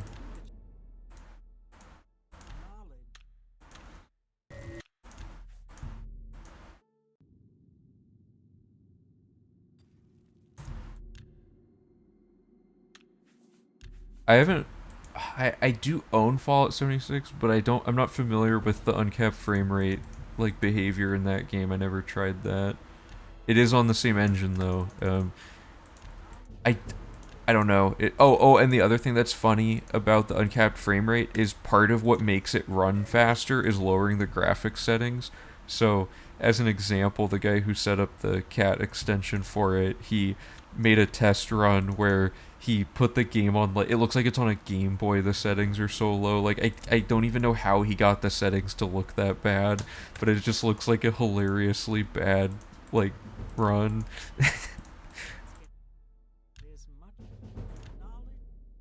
Okay, I should be at 100 soon. 2 more.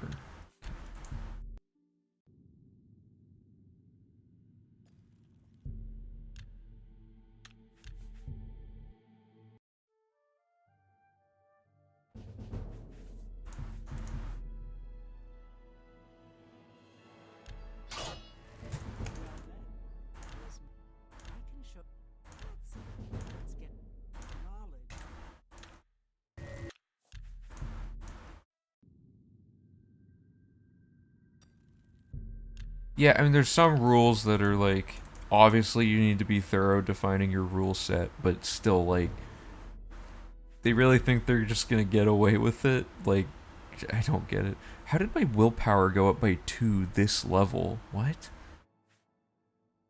Was this like an overlap where I don't even know what's going on.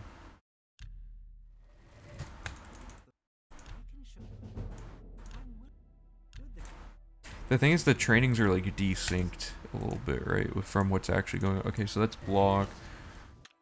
Make another save. Okay, so then the last one in here is hand to hand, which is Rufrius, who's probably the dude upstairs in the leather armor.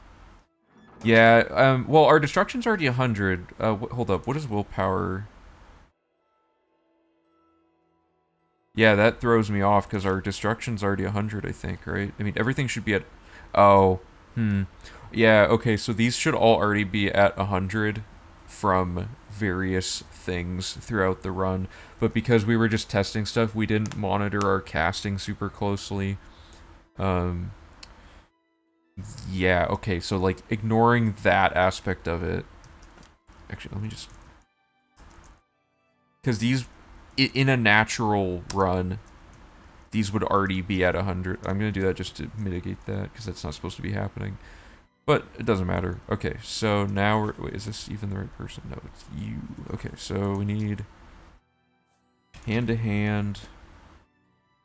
And we're just going to do this one. And then after this, it gets a little more varied because we're finally leaving the Anvil Fighters Guild. We get a lot of mileage out of this Fighters Guild.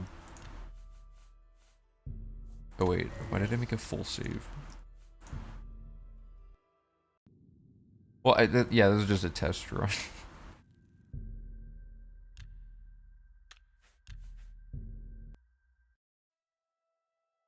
I had that idea for... So I don't know anything about soccer, but I know people who like soccer, and I pointed out that I looked in the official rulebook, and there's no rule about the size of a goalie's gloves. Because I was just like, well, think about it. They already have ridiculously large gloves, and part of the reason the gloves are big is a higher chance of hitting the ball, I think, out of the way when you're like trying to grab it and stuff. I'm not 100% sure, but couldn't you just have gloves the size of the goal, and then the ref can't tell you you can't do it because there's no rule in the official book saying the equipment need...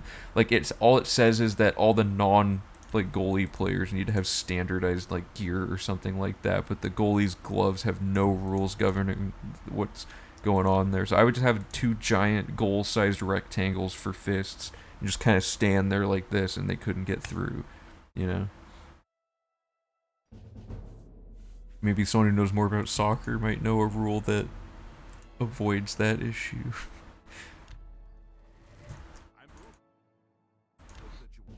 Yeah, giant brick wall gloves. They also didn't specify the material the gloves have to be made out of.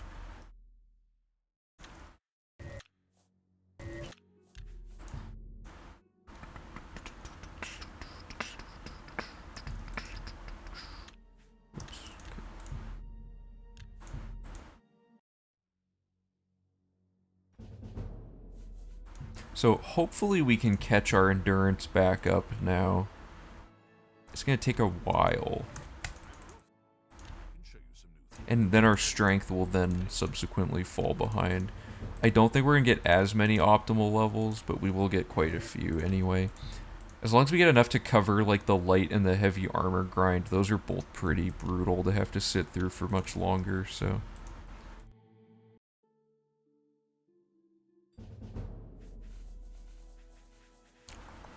I want this and these, I guess.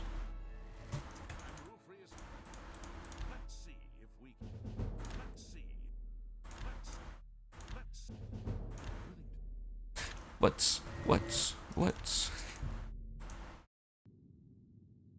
Yeah, I really want to do the Ogma thing, because I thought that'd be a great stream to debunk an old mystery, right, of that guy's videos that are definitely fake. But after doing all the math, you can't even get to level 255 like he claims you can, so there's no way his story's even true. And to make it even worse, he claimed that he went from level 100 to 255 with the Feldu glitch, which can only yield you a maximum of like 40 level ups or something. So his whole story just falls apart when you actually math out, like I did, like what the max level is. So it's kind of funny, but it also means now we can't do a nice casual stream of, you know, just going through it and figuring that whole thing out and seeing if it works. And it also means we're one step farther away from a lead on something that will give us the right setup for duping Ogma. I could do a stream where we just for fun on console get to the highest level that you possibly can get, but I don't know how valuable of a thing that would be. It could make an interesting video, I guess, where it's like proving the guy's thing is false and then doing what, like, the closest thing that could be true. Because it would at least prove the thing, like the skills overlapping back to 0 and stuff, which is legitimately cool stuff.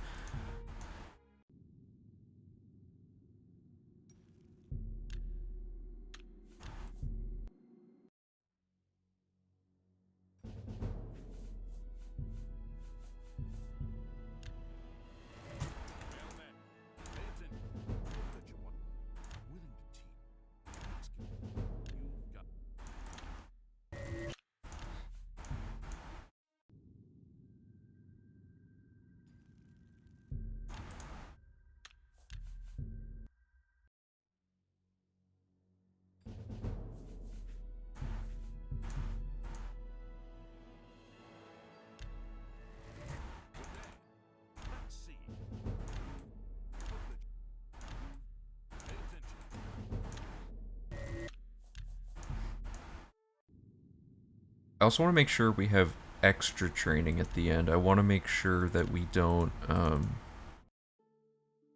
like, accidentally, like, think we'll have more training than we do, and then the day of the actual run we actually have less, and we have to go retroactively try to find a way to farm a skill. I want to avoid that issue as well.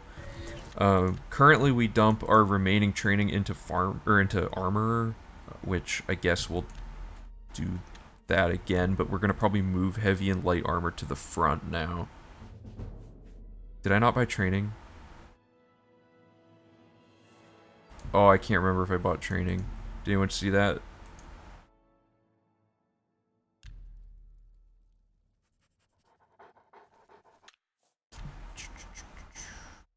Just to be safe, I'm gonna load this quick save and double check. Okay, good.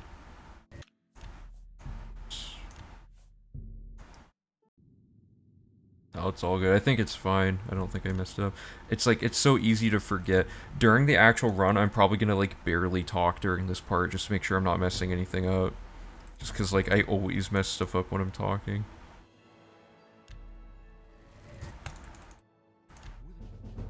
Should be hitting 75 here? No, are we 70?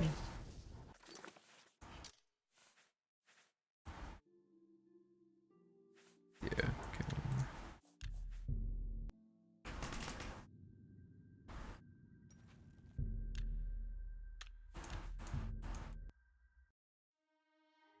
You can get to level 204, that's or 207 if you're a female orc. But any other character, 204. I can show you the spreadsheet that proves the math of it in a second. I want to finish hand to hand though. It's really interesting. Basically, Lex figured all of this out, and then I went and independently tried to solve, because I didn't know he had already found like the perfect way to do it. So I was trying to find like different strategies for allocating points, and and we both basically arrived at the same answer independently, which is good because that proves we're both probably definitely right. And to further corroborate the claim, there's people online who have in the past said 204 is the maximum level without any explanation, but now we both have an explanation for it, which is nice. But yeah, we're using the infinite level up glitch to just push level ups over and over again.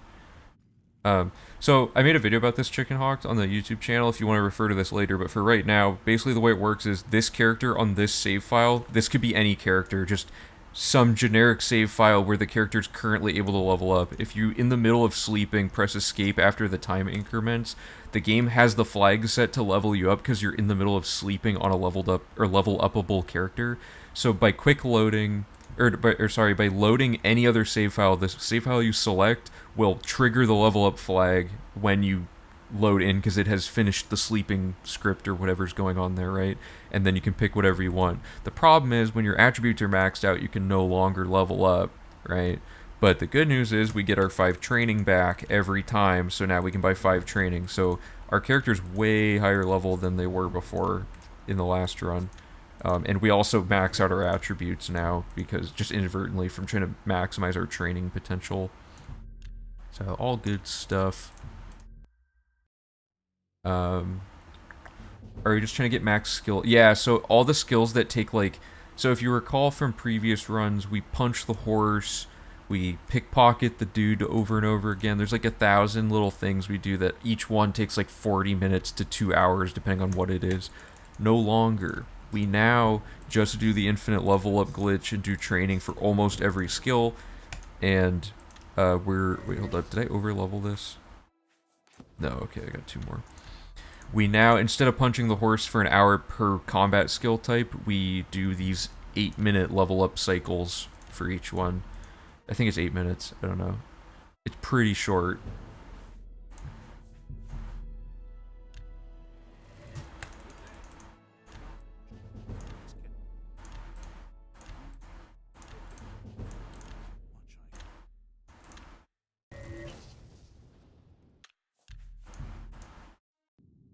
We do end up with quite a bit of health. Hey, how's it going? Been live about an hour and a half. Yeah, we're just testing skill grinding stuff to see if we can get more level ups.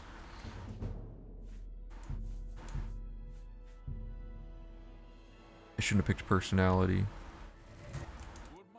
Personality is the easiest one to get a +1 for at this point. Besides luck. Okay, so... Master, good. Yeah, so quick catch up for people who weren't here earlier. Yeah, there's a few manual skill training things left in the run. Right now it is alchemy and security, which will, for mathematical reasons, will always have to be farmed. And those are the two shortest ones. Then there's light and heavy armor, which currently we do all the way up to 100 for light and 90 for heavy because of Augma Infinium. But we're trying to route that out right now. So Lex found, okay, let's do a quick document mode to catch people up, because I only explained at the beginning when there weren't a ton of people here. Okay, so this is an example, and I'll unhide some of these sheets. The way this sheet works, here's how to tell what's going on visually. This is your starting... At level 1, you have these attributes, and bold means those are ones I allocated to be the +5 for my class build. So these are your things, and then if you put things over here, like if I put like 25 here, it'll go 50, and then it'll add that 25, and this just shows after getting to level 2 and after picking these. So it'll say you've reached level 2, you pick these allocations, you end up with these results, right? Hey Crusader, how's it going?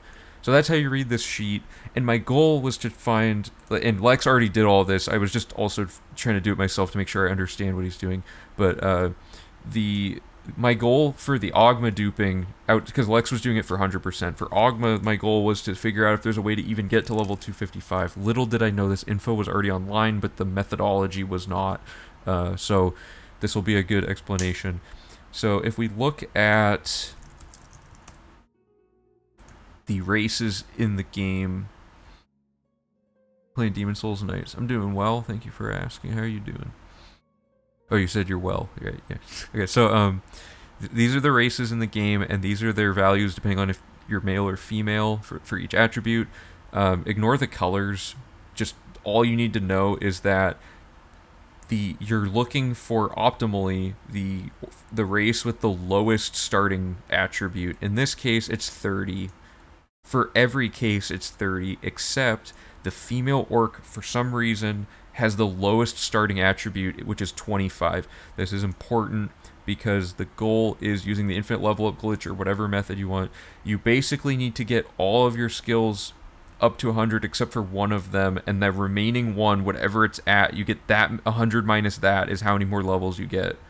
Or it's actually 90, or it's 100 minus this +1 for... I'll show you, but the female orc gets a few more bonuses from that, but in our case we're the female high elf, so theoretically if we ignored strength or endurance the entire run, we could optimize this. So this is what Lex figured out, and this is using the female orc, but the logic's the same. So in this case, I was just kind of aimlessly, this is my first attempt to try to allocate efficiently. I saw Shrek in my peripheral. Hold up. Todd hates female orcs, Fiona. Yeah. So, what I did here, this basically is a shortcut to say 50 times in a row, just pick intelligence, speed, and luck. And I was basically trying to max different ones out as much as I could. And basically, I tried like each one of these was a different strategy. And eventually, I figured out the same thing Lex figured out with before me that I didn't quite understand, which is it's best to rush these up to level whatever is the sinking point. So for the female orc, it's everything's at 50 and the personality is untouched, and then you reach a point where you do this oscillating pattern where you go so like starting here, it's like everything's at 50, now everything's at 53, now everything's at 56. You see what I mean? So you take this pattern of attribute allocation under exactly perfect conditions. It wouldn't always work out this way unless you're specifically efficiently leveling. But you get to a point where everything's at 100 except for personality, which has to be at 26 because at the end you have two things at 99 plus that 1 point has to go there. So then, you have 74 extra levels you normally wouldn't have been able to get all the way up to here, and then that's the highest level in the vanilla game is 207, and with this thing called the Feldu exploit, you get an extra whatever from that, but the highest possible level that you can get is 247, including DLC in this game. No matter what people claim, unless they're using console commands or mods, they cannot get past level 247. There's nothing in the game, as far as we know, that allows you to drain your attributes enough to continue leveling. It'll just say you have 100 at all attributes and you can't level up perfection or whatever the pop-up says. So we know the Ogma Infinium dude is lying because if we go here, we have two cases to look at. We have my level 305 Oblivion character. He's lying. He's on console, which is curious. He must have found a way to mess with the game on console, like mess with his save file or something with like a hex editor, because you can probably pull the file off the Xbox hard drive and throw it into some programs and mess with it. But anyway, he's talking about how he managed to do this. He hides the dislikes and comments, which isn't a good sign. But okay, so he says, keep training and leveling and you'll be able to get the major skill 255. It goes back to 0. This is true. Skills can easily be gotten to level 255 and lowered back to 0 and stuff like that. But he says, repeat the training over and over. All this will get you to the extremely high, he means character level cap of 255. To break the level cap, you will need to find these Ogma books and drops, which, as far as we know, isn't possible. So let's say you get to level 247 and everything's maxed out. If you go to jail, it drains your skills, not your attributes, and all draining skills does is let you get the 10 major skills back up again, which would give you another level up, which won't do anything because you're still at max attributes. There's no way to lower the attributes other than Feldu, which can only be done once. But yeah, so I think we're done with Real Archaic because we know that he's lying about this. You cannot actually even get to 255, which means his claim that this is the setup to get the books to drop is even less plausible. And he says it again here in this video, my level 325 Oblivion character. He's got a nice format going with the names, but he breaks it down here as well. And this is where he's truly misstepped in his explanation. He says, doing all of the infinite level up stuff, he's gotten to level 102. I mean, we're already level 112 with the infinite level glitch. He didn't know the infinite level glitch existed back then. He had this method of draining of buying the level ups until they overlap back to 0 from the integer hitting the max value, and then doing it, which also works, but it takes infinitely longer. So he has a legitimate setup for a thing that can't be done, basically. And then he goes to say he only got to level 100, which is he didn't do attribute allocation properly. And what does it even mean to be stopped at level 100? Because he goes to say, go level up the skills you did earlier. Where does he mention Feldu? Sorry, I gotta find. I'm bad at reading. Am I on the wrong? Wait. Oh, here we go. This is the part. Okay, if you should be around level 100 after doing what I showed in my YouTube clip from earlier, but now if you eat Feldu and wait till you have ruinous Feldu withdrawal, you can level up again. Just like before, go find a trainer of the skill and do all this stuff again, blah, blah, blah. Now keep training and leveling. You'll be able to get the major skill to 255, and it resets to 0. Yeah, but Feldu doesn't get you from level 100 to level 325 or level 255 because Feldu only drains your stats this much per value, 15 at most per. So if you optimally allocate your 3 each time, you fill up that 15, you fill up that 10, and then you have 15 left over. So it's just, there's not enough level ups to get 155 level ups up to 255. So we've pretty much confirmed that his entire thing is fake because he has to be hacking his files somehow with a hex editor or whatever to get to a point where he has these values on console, which means he's obviously then cheating to get the Ogma books on the characters, like, or if it wasn't him deliberately doing that, it's a side effect of him breaking the game in a way that wasn't natural anyway. There's like a lot of reasons this is fake, so there's no reason to test this anymore. Unfortunately, it would have been fun, but yeah. So that's the strategy. So in our case, what we're doing right now is trying to take this, what we now know about attributes, and putting them into our current route, and then for V4 we'll make it way better. But we're ignoring luck, and we're basically getting everything else to 100, and then luck's going to go from 58 to 100 on its own to do the thing where we're dumping the one extra at the end semi-optimally. So yeah, that's a full explanation of what's going on, essentially. And Lex did like pretty much all the research on this. I just tried to take that info and use it towards the Ogma stuff and found the thing about the guy lying. So yeah, 204 is the highest our character would be able to get to. We have to be female high elf for a million reasons, but 204 for this, 207 if you're a female orc specifically, because the personality's 5 stats lower, and 247 if you're a female orc with Shivering Isles. So, and we don't use DLC, so we don't have to play as female orc for 100% because the cons of being female orc far outweigh the benefit of getting like 3 extra level ups, and like the fact is we just won't be able to efficiently level up perfectly enough to get, you know, exactly the max level anyway. We're gonna be missing a few levels, so the female orc is essentially the same deal. Okay, so I'm gonna just, these should all be at 100 anyway.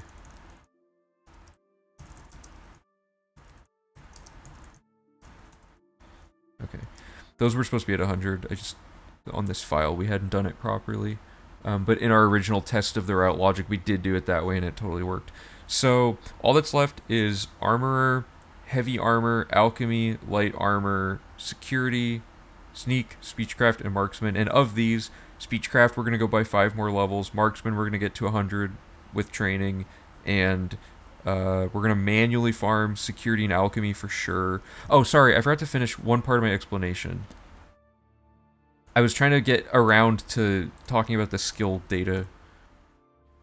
So knowing what we know now about the maximum level and stuff, if we're, so there's 2,100 points of skill points in the game. If all your skills theoretically started at 0, all 21, you'd have to do 100 per, so that's 2,100. Then all skills start at +5, so you can get rid of 105 from that. And each race is guaranteed to get 45 skill bonuses, so that's another 45.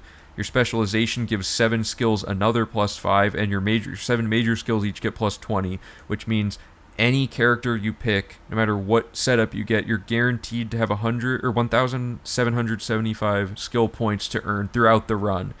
And then, if you're level 204, which we would be, if we optimally did things, we'd get 1,020 of those as just trained.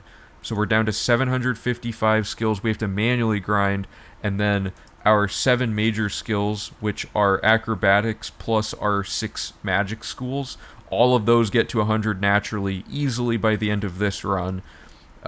It'll change throughout, like as the routes get shorter, but basically 455 of those are those major skills, which we don't need to buy training for. So we have 300 left, and then Ogma gives us 30. The skill books for all the minor skills give us 70, leaving us with 200 manually farm, so it's still not that much. That's the equivalent of 2 skills, basically. But then Boris gives us 3 points to minor skills, Rat Problem gives us 1, Hack Dirt 5, Skeleton Key gives us 40, and Whodunit gives us 8. So all of these leave us with 143 minor skills, and then finally, we're down to, so this is the final number. If we played exactly perfectly throughout the 100% run, which we wouldn't, minimum we'd have to farm 143 skill points across our minor skills. Fastest way to do that is alchemy and security give us like the majority of that, and they're the 2 shortest skill farms in the game by far, and that gives us 15 left. That's it. There's 15 miscellaneous minor skills to level up, and you get like at least 10 from athletics throughout the duration of the run, and that will get lower as the run gets shorter as well. But athletics accounts for the majority of that. You get a little bit of hand to hand before you unlock apotheosis. And worst case, we can just do the shield equip thing in the Bruma barracks and get like 10 levels of light armor in like 5 seconds. So it is not hard at this point, if we were to play perfectly for V4, to cover the amount of skills we actually need to farm to get everything to 100. That's the answer to the question of how many skills do we actually farm. It's a long explanation, but that's all the math that goes into it and stuff. Hopefully I didn't drop frames too much during the explanation and everyone heard what I said. But yeah, so we're going to do Marksman, which is also an anvil now. So I'm going to go over here.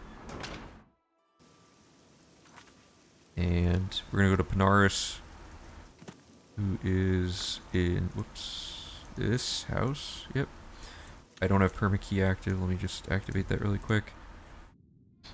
Everyone's heard this 1,000 times, but load a save file that has a key to a door, open the door, when the pop-up shows up, press escape, load any other save file, and now every door with a key opens in the whole game. So, unless he doesn't have a key. He does have a key. Okay, so we're in. And then, he might not be offering training right now is the only thing. It looks like he's not even home, so we gotta wait till... Okay, 8 p.m. Is he downstairs? Oh, he's never down here. Okay, cool.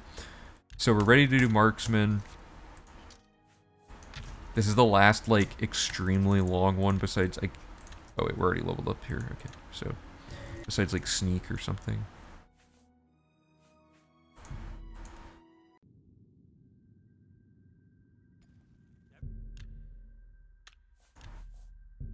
Part of me wants to make a YouTube video where I just break down like the entire logic of how the route works, because I feel like people would be interested in that, but I just don't even know how to go about making a video like that. I've been thinking about it for a while now. It just seems really tricky. Because there's like so many things people could ask or wonder about how certain things work. I was also thinking eventually if the guide gets hosted on like a website instead of as a Google Doc, I could like annotate with little drop down menus, like little logic points for people who are curious about like in depth what's really going on behind the scenes.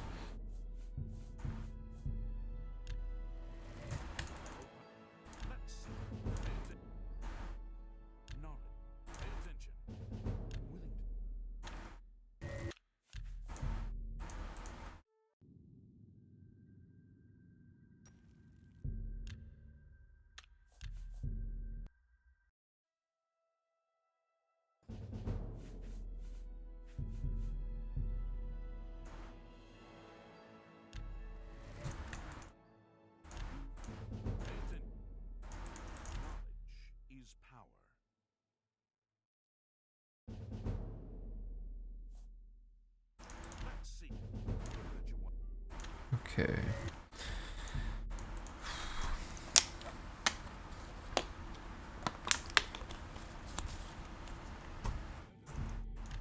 V4 is also going to have really a lot of like labbing things, which I haven't gotten to show much on stream. Like just straight up theorizing something exists and trying to make it work somehow.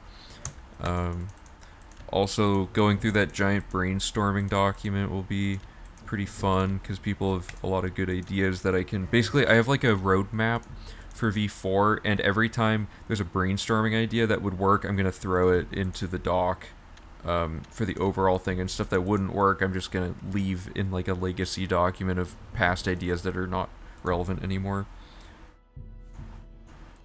Yeah, I don't think this is going to level up super great here.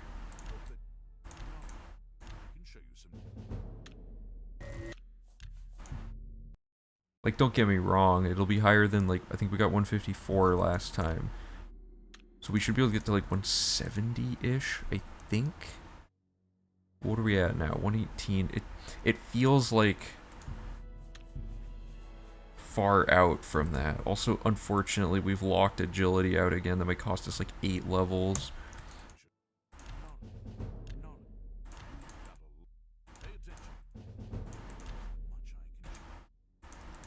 But in V4, we'll think ahead for stuff like this now that we know how it works, right? Like we'll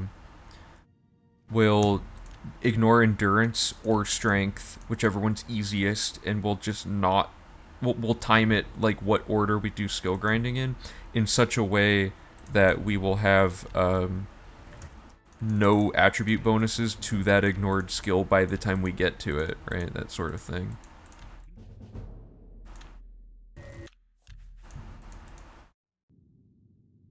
For reference, I talked probably like 35 minutes of no gameplay at one point, like cumulative this stream, or like 2 hours in. So it's been about an hour and a half of actual like gameplay, and we're pretty much cruising through this.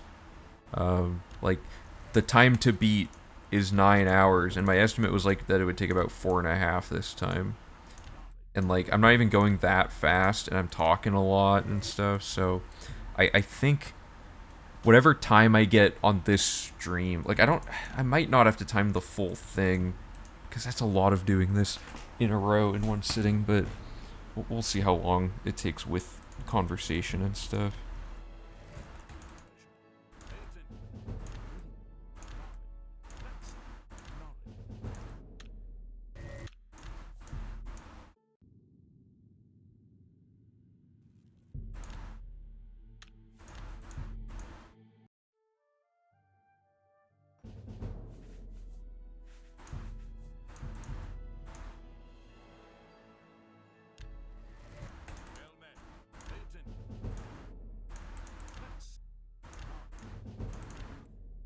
We also have to do a lot of routing stuff once we get to the threshold where we have those extra skills left over. So Marksman and Speechcraft are the last two to actually level up with this way, and then I have to start figuring out what I'm going to do after that, because Sneak, we do 75 levels of it, and we do 25 manually, but I might even be able to afford to cut out the 25 depending on how much we have left over here. So it's going to be a lot to consider, a lot of math. I'll probably have to stop playing several times to like evaluate what's going on. But we'll see. It'd be funny if I was able to test and route this like this entire thing faster than the V2 run took to do it. I think I don't think this stream will take more than like 5 hours, 5 or 6 hours. Could be wrong though. Should be hitting expert soon. Okay.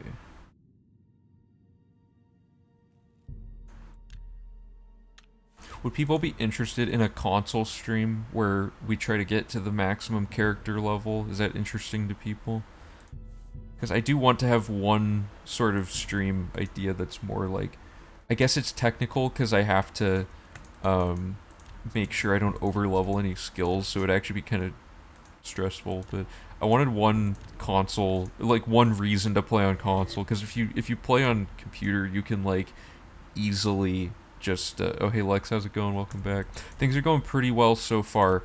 I think personality might actually be better than luck for this, but I didn't want to go off of the script because personality starts at like 40 something and luck starts at 58. And illusion, mercantile, and speechcraft could easily all be done being farmed by the time we start doing other stuff, making it easy to ignore personality, and then way late in the grind, it's only +1 every time. You know what I mean?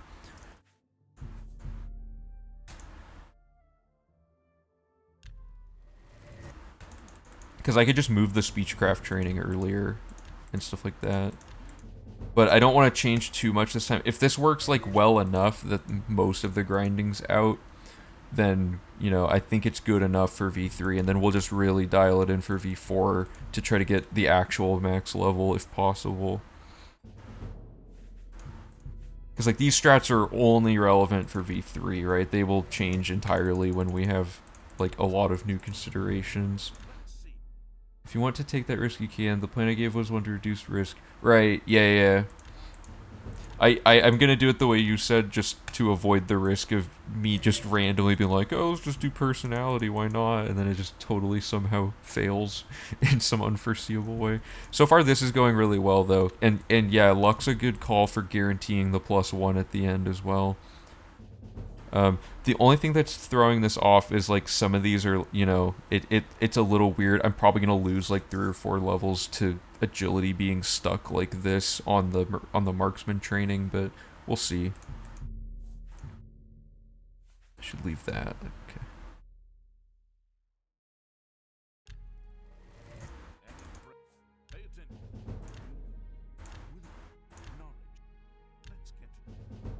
Okay, what am I at?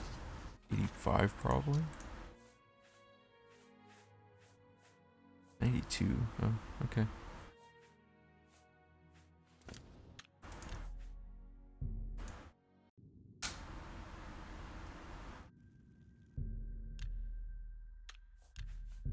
Yeah, it's so cool now just having the attribute thing solved. Like the I think you called it the balanced system. That was the best system by far.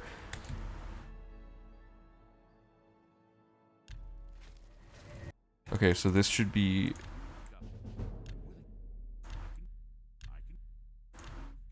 Okay, then one more level up for that.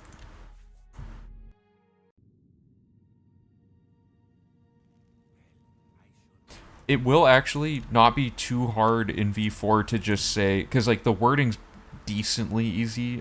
I'm gonna mess it up trying to wing it, but like all we have to do is look for the 3 lowest values that aren't either strength or endurance, depending on which one we end up ignoring for V4, and then just increment those, like the 3 lowest values that can go up by 1, and like in most cases we won't run into a situation where we have to pick one that is a +2, and I think that would be like balancing them out like that is really easy to explain it that way. So yeah, I really liked what you came up with for that. Okay, I'm gonna get personality to 99 to, yeah, like guarantee that we don't have to deal with a +2 when we do this speechcraft training. And then this is 1 point of training. That should have gone up.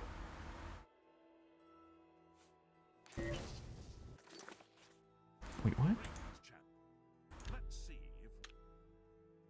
Did I buy... Did I not buy the full amount? Hold up. No, I did.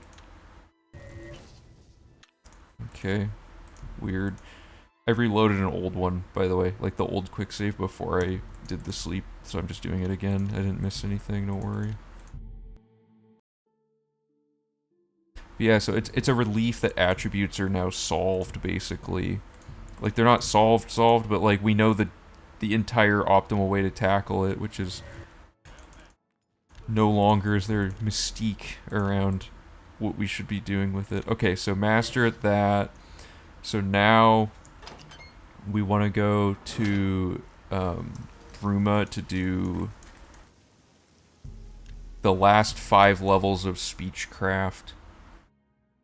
We could also mitigate the randomness of athletics going up by just buying the training for it early, so that and just not getting level ups from it if we really wanted to. That could be kind of an interesting strategy for V4. Plus, we'd move faster the whole run.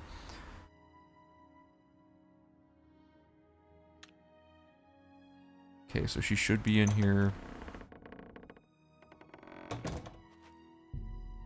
And trespassing. 6 a.m. to 6 p.m.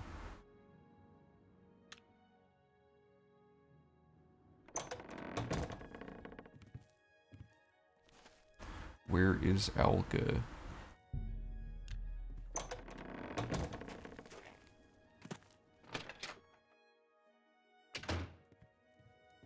Okay, I gotta fix her description. Wait, I want it.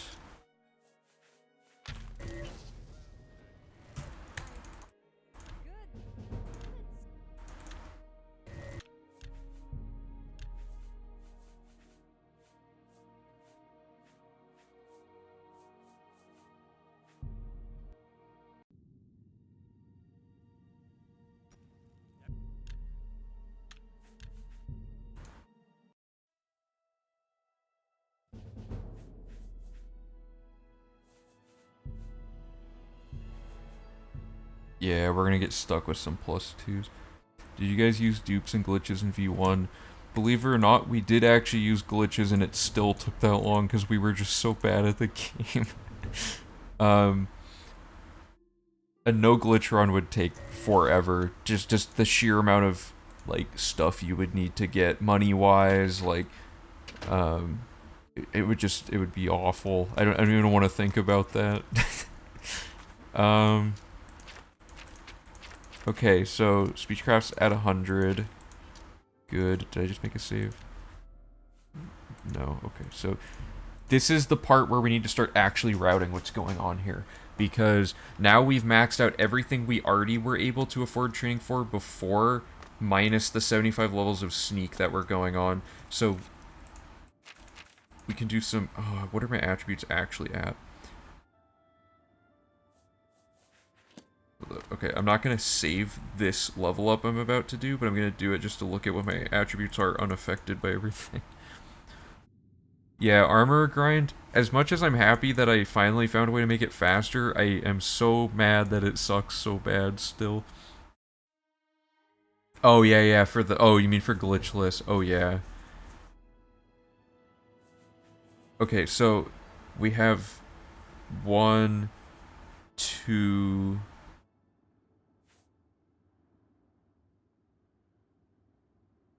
We have 44 levels left. So this worked. You were right, Lex. We're gonna get to like 170-ish from doing it like suboptimally, but still really easily, right? So Lex has added about 20-ish levels of character level, which is like 100 skill levels of training, which is good. So now the question is, where do we want to allocate those? Right? We have... Let me go to the document and show the roadmap. Let me do this here. So, where do we want to put this training? We've done everything from here down to, like, this is our starting point. So, sneak, armorer, okay, that's not a training thing. That shouldn't even... Why is that even there?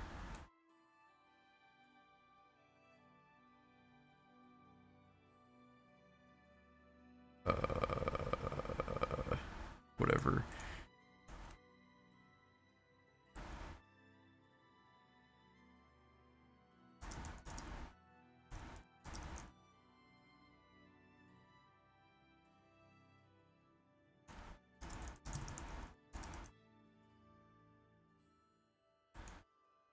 Oops. I always forget what they want you to do. Okay, like that. Yeah, and then... Sure. Add that. Okay. So, ignoring this one, because that has nothing to do with training, the general roadmap is, without the 100 levels we had to spare, we were we were doing 25 sneak manually, and then buying 75 levels of sneak training. So we could put points directly into sneak from the get-go. That's an option that saves having to go find the Adoring Fan and all that. We have Armorer, which is the most awful thing ever. And we basically dumped all of our extra training into it, but now we have more training than is left to put into Armorer. We have Heavy Armor and Light Armor, which we farm... we farm both of those up to 100-ish, like 90 for heavy and 100 for light. Those take so long though. We could cut those in half. I think that's the main thing I'd want to do, is farm like light armor, and then dump the points in. Like I think from 75 to 100 takes like as long as from 0 to 75, I think is how it works, roughly. So we'd cut them in half by putting the 100 points there. So that'd be 25, and then, yeah, okay. That'd be 35, because this would go from 75 to 90. Okay, so 35, and then, what's my sneak at?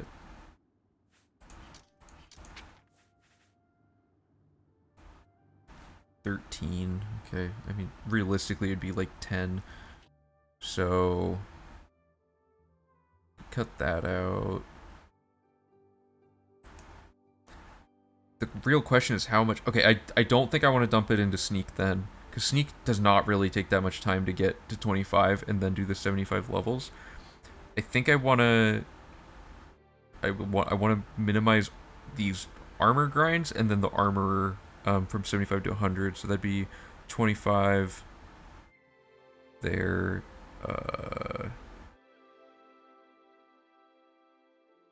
What's the best way? Okay, so the best way to do this, I guess, is to start by just doing Sneak like we already did, because I don't want to change that one. So let's start with that. Let's get Sneak squared away.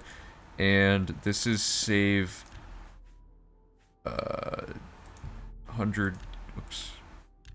Save 112. So if we don't like what we did with this, we can come back to save 112.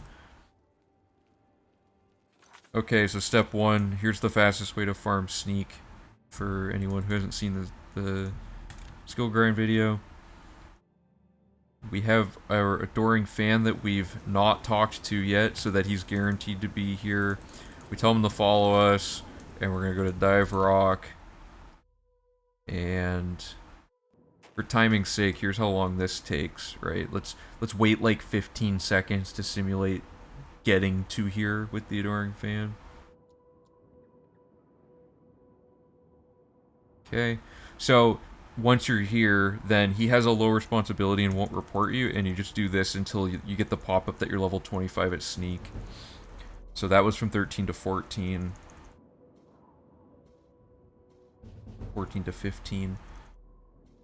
Etc. This really doesn't take that long.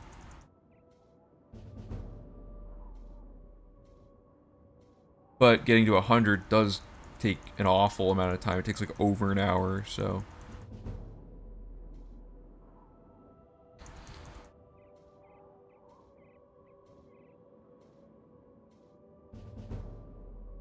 My other theory is we could be doing these from like most of the... We could get like most of the skills up to 25 if their setup is really easy to do. To save like the first 5 level ups worth and dump that into stuff that's way more annoying to do. But I'm not sure how I feel about that entirely. This shouldn't take more than like 3 minutes, I think. Which is like a drop in the bucket for a run this long.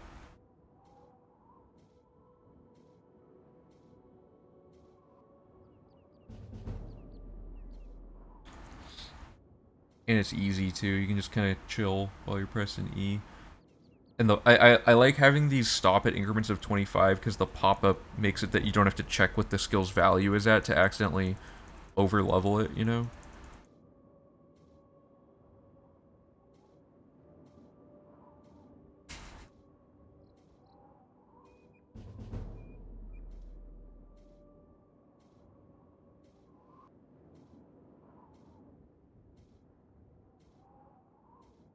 Should be getting there very soon. You can see how tedious it would get to go beyond 25 with this.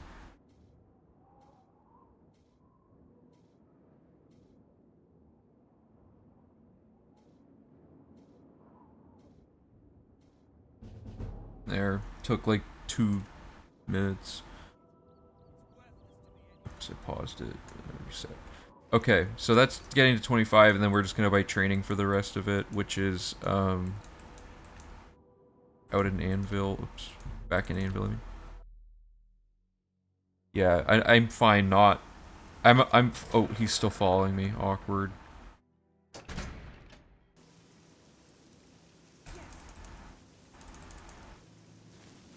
Okay, and then what time? The folk soul at 12 p.m. to midnight. Okay. Oh wait, whoops. I wanted to... Yeah.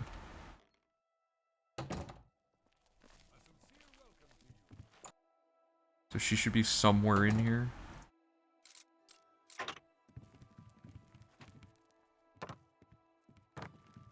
I think. Maybe she's like already asleep. I'm gonna wait till noon the next day. So yeah, Sneak only taking like 3 minutes plus training is way better than taking like over an hour. So that's an indication of how much this setup saves for doing all these skill farming things. Oh, there she is. Okay. So we're gonna get our drain sneak.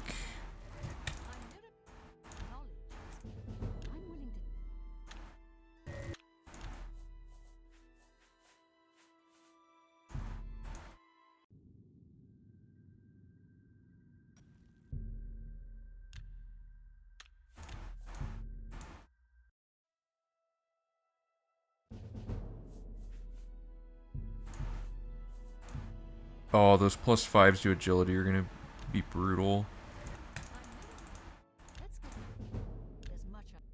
At least we know we get at least the, like, 100 we needed.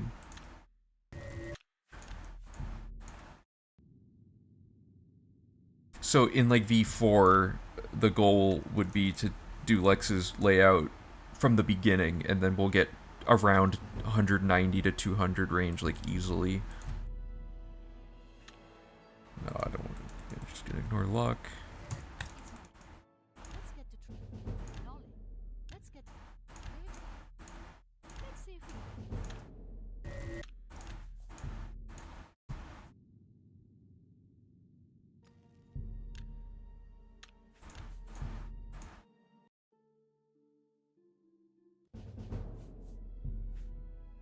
Okay, so from here, okay, so we're gonna get 42 more level ups. Yeah, so that's a good amount. This is super good. And it'll be even more super good for V4.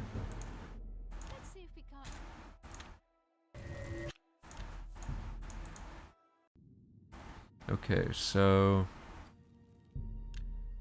it's gonna take a little bit to do this, but it won't take too long.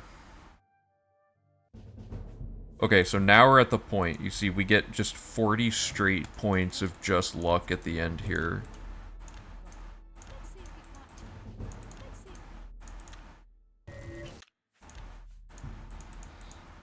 Whereas before, I think we had like 20 points left at the end or something.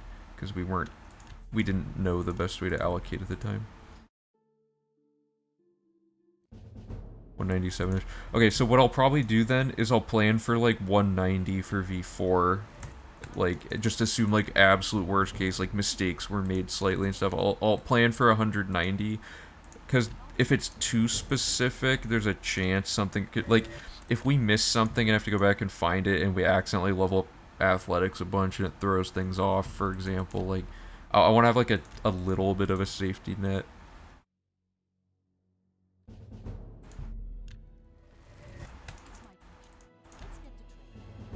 But yeah, if we can get to 190, that covers like almost every single skill in the game. Except for the, you know, obviously the two we have to do. And, like, that 25 points into sneak is easy. And athletics is semi, like, automated.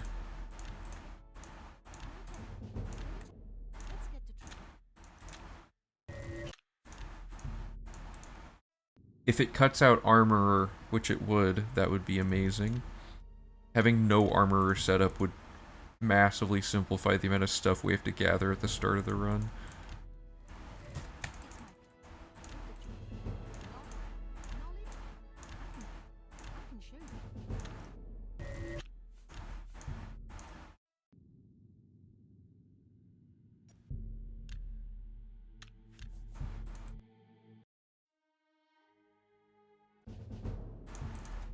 Man, this is so good. Just like seeing how much more we have left over is awesome.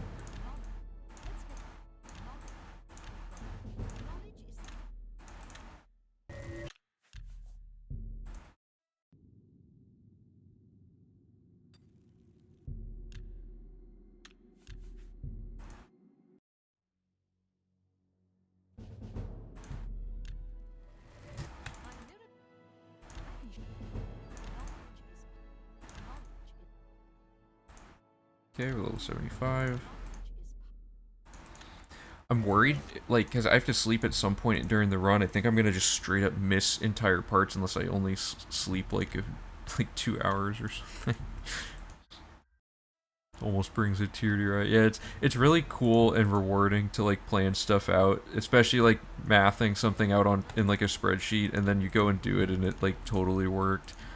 That's like a big part of why I like doing the Oblivion run is like mapping out logic stuff in the document and then coming back and like bringing it into the game and seeing it all fall into place is really cool.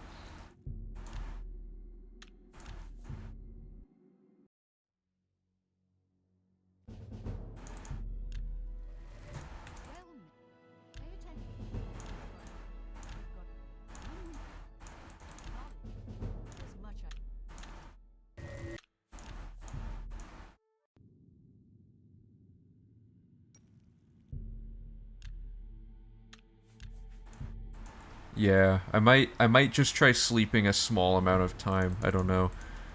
Cuz I really don't want to miss any of the skill grind. I feel like I kind of have to be the one to do it cuz it's technical at this point. Um like anyone could do it if they study it, but like most of the other people that run don't really have time like to study the route extensively, which is fair. So I didn't get 100, did I?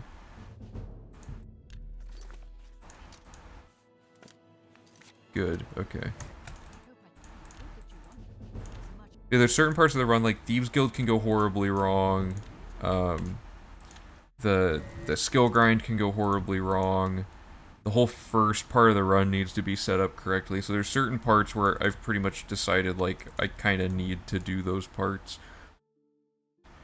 Map and Nern route, yeah, those are usually when I sleep, but they usually happen way later in the run. Now they're gonna happen within the first like, couple hours, or not couple, but like first 6 hours of the run. I'm gonna be wide awake at that point. Okay, master at sneak. Okay, so save 114 is our actual start now to the deviation of everything. So armor has to go at the end.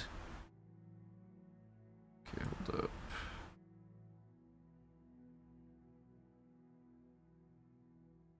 Just gonna shuffle some things around here really quick.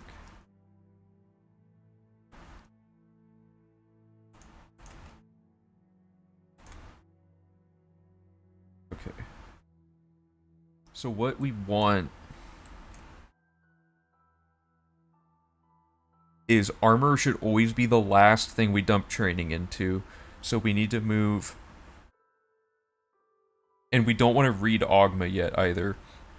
So we need a break here, and we need to put armor down here, and I guess we'll do heavy and light, so it'll go like.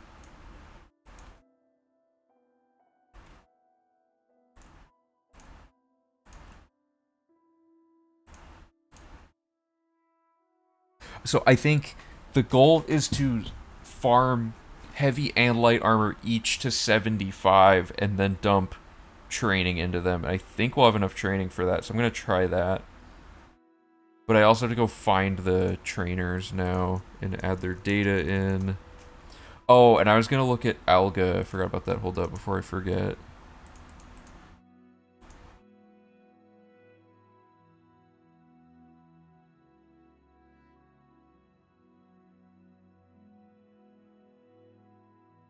Oh, I already had her thing updated. She just hadn't left the tavern, I guess. Trainers. So we need a non-master for heavy armor.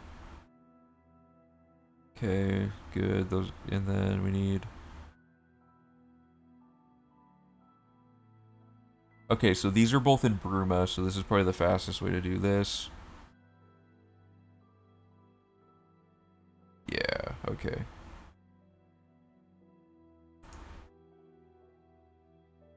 Because we're already going to be in Bruma doing the farming as well, which makes it even quicker.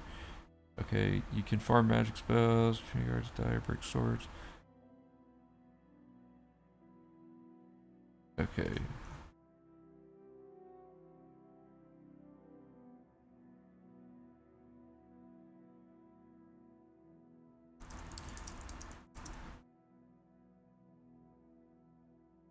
Wait, what? Hold up, I gotta see. Oh, yeah, yeah, okay. So we're gonna try this and see if we have enough skills left over. Stop farming heavy armor once it reaches 75. And then...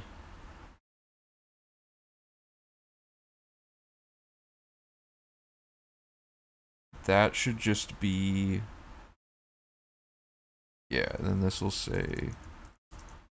buy training up to level 100, or up to 90 heavy armor from the following trainer.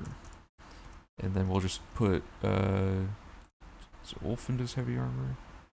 Light armor, okay, we want this girl, okay, oops.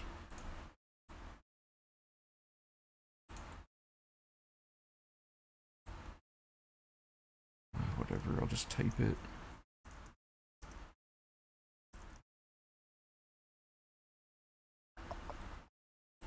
Bump, gash. And this will be... okay, how do I format these? Okay, so it's the name and then it's the time of day. How do I just... come on. And then I want, what is it? 0.12 Calibri.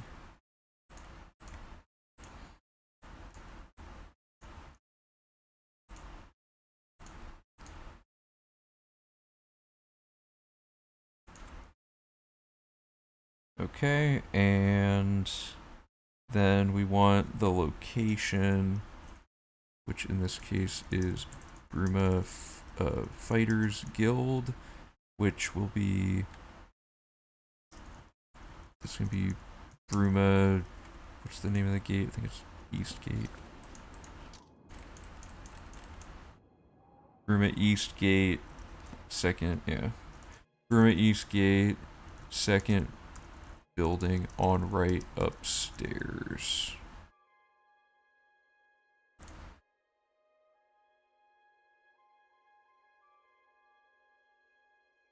Okay.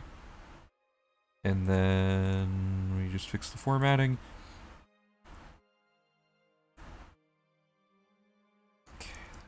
Okay. Right, okay, I think that's all we need to do for heavy armor. So that's like 15 and then 20, right, okay, so...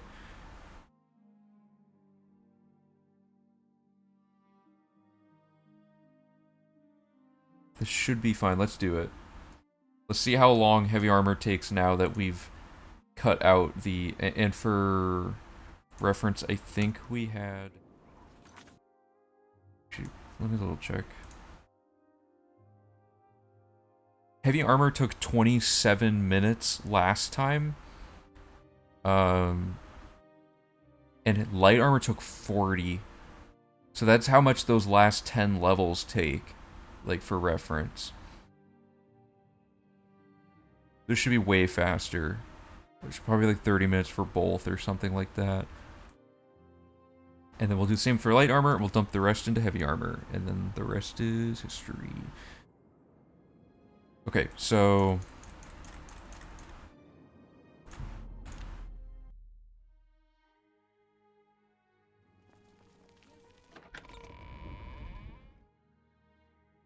oh, sorry, I wasn't catching up on chat.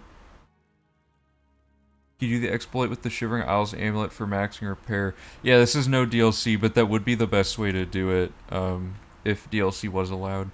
DLC just, there's so many things that just ruin parts of the game, like the Frostcrag Spire glitch, for example, kinda makes it so you don't need to close up, or like get the sigil stones, which means fame is no longer a thing. There's a lot of weirdness going on. Oh, I wasn't timing this, whoops. Whatever.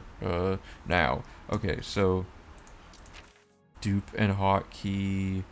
potions of healing...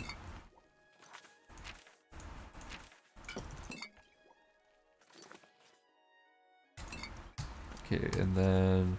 equip, Blade of Woe, Rusty Iron Shield... right, okay, and then... You attack one, resist arrest, sheath, and then anyone who has a bow, you gotta stand towards them so they pull out their sword. This is a slight optimization I found that makes... I think I found it. Someone in chat might have found it. But basically, if you do this, they'll all have not their bows, so they'll all attack you way faster. And now we just wait till we're 75 heavy armor.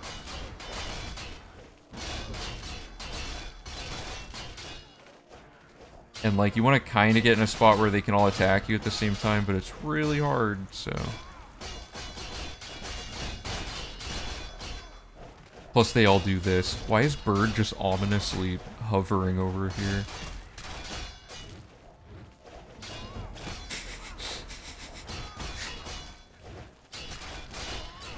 This is a visual representation of me trying to sleep during the run. That's me over there, and this is everyone trying to figure out how Thieves Guild went wrong in the V1 route.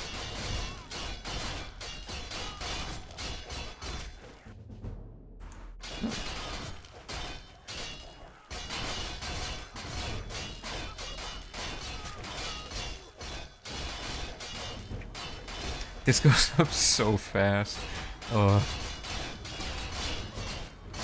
So we hit level 25 within the first 2 minutes, and like 30 seconds of it was duping items to even get started on this. Oh god, I haven't been drinking the potions. No one said anything. Okay. You all thought I wouldn't notice the potions, huh? I could have very easily lost like 2 minutes straight there just by not doing the potions. This also means that I don't think they'll die because they're all going to be using a melee weapon now. So I should be able to just not have to worry about this.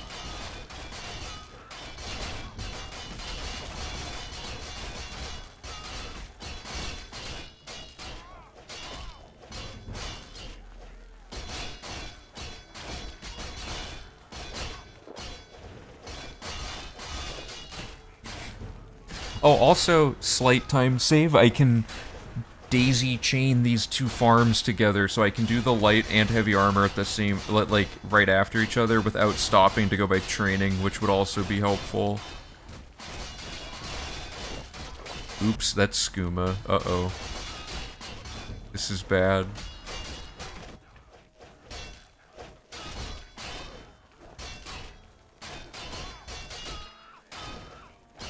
I really hope I don't die before this wears off. I smacked him with the Blade of Woe, which, since we finished Dark Brotherhood, is a pretty hefty blade now. It does quite a bit of damage, so this is probably deserved.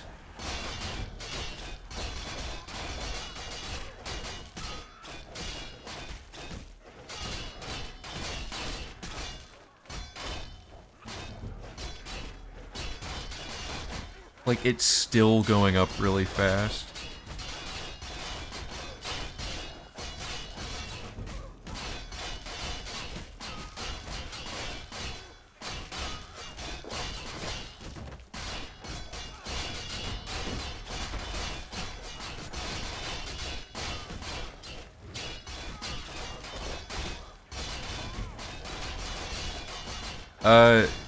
The getting knocked out is because I'm a super high level, so all the guards' skill levels give them, like, not disarming, but, like, whatever that ability is. You know, that type of power attack that, like, knocks you, like, you can knock players out. I think it's that. Once they start using their fists, though, they can just straight up... Oh, I think it is the guy with the fist doing the backwards power move. See that spin he's doing? I think it's him. And then it becomes more frequent the more times that they start losing their swords.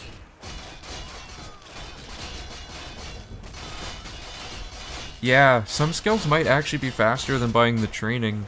But yeah, that might be a V4 thing, just to, like, figure out which ones are actually the fastest to do in isolation or not. Because I technically could also be getting blocked up at the same time if I use gauntlets. Okay, so we're level 50, 5 minutes in. So from 50 to 75 is going to take longer than the training, but we want to make sure we don't spend too much of the training, right? Like 5 minutes to get to level 50 is like nothing.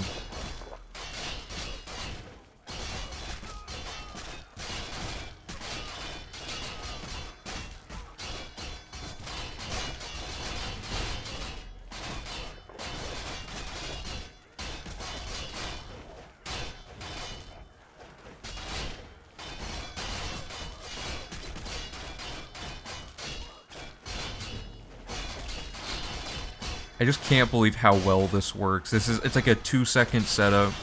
The shield thing is amazing, that not having to repair.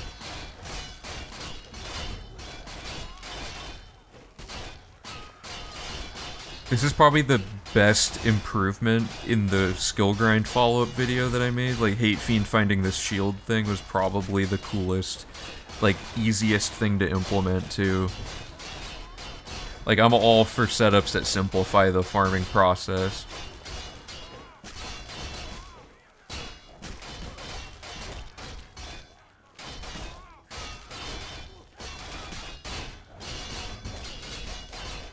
The boat, running into them to set up the bows was probably a huge time save as well. So, the way this works, FuCat, I hope you can hear me over how loud the swords are, but basically, when you, what am I trying to say? When you equip a dagger, or any one-handed weapon, basically, and the shield, and then you sheath them, for some reason, if you get hit, no matter where you get hit, the shield counts it as a farmed hit for whatever skill type it is. So we have a heavy armor shield right now. The heavy armor shield isn't even being damaged. We're just getting hit by, like, our non-armor is getting hit, and we're gaining skill points for some reason. It's really funny. I don't know why it works, but Hate Fiend was trying to find a way to optimize this part, and he just randomly discovered that. And a few other people in the YouTube comments found it a few months after that, too. So I figured I'd include it in the skill farming video. We should be getting kind of close to 75, I think.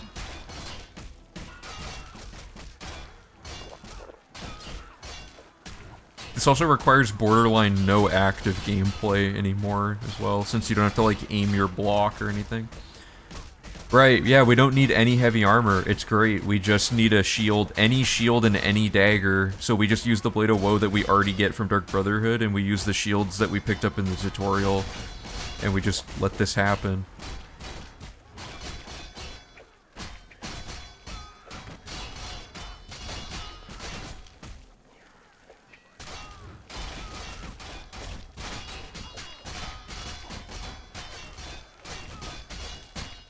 Bird somehow... Did anyone notice Bird moving? I didn't. They do attack slower with their fists, it seems. But this is still really fast.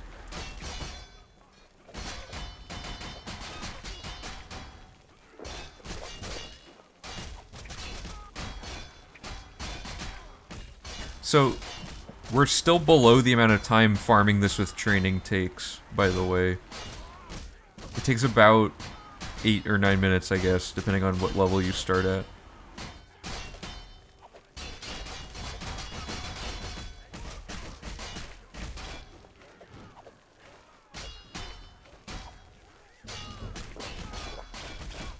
Part of me wants to check what we're at for heavy armor, but I know it won't make it any faster to know.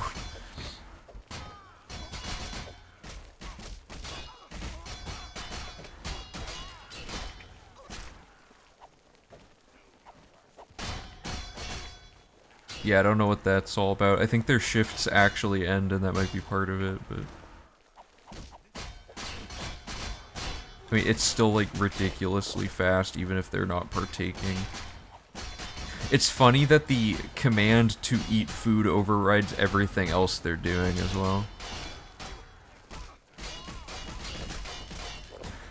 Oh no, I drank the skooma.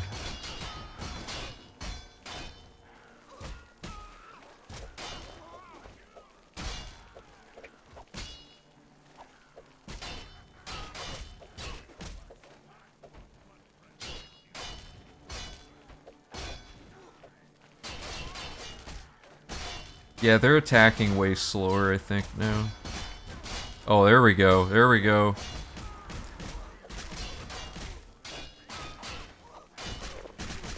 This is the most warranted reason for them to say, "Why won't you die?" in that, like, super overly dramatic way.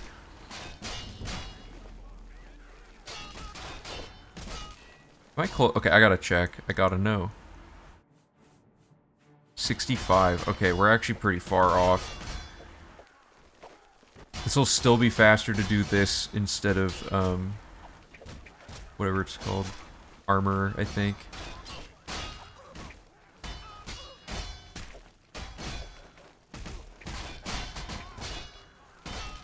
I think our rule of thumb for V4 should be that none of the manual skill farming takes more than 10 minutes each. 10 to 15. Because it's not exhausting to sit here for, 15 minutes while this happens. It's kind of annoying though, right? Oh, they're waking up. Are they off their shifts? No, they're just really getting into the rhythm, I guess. Wait, I mean, we might go to Leowen for light armor, but they all seem pretty, like, efficient and effective.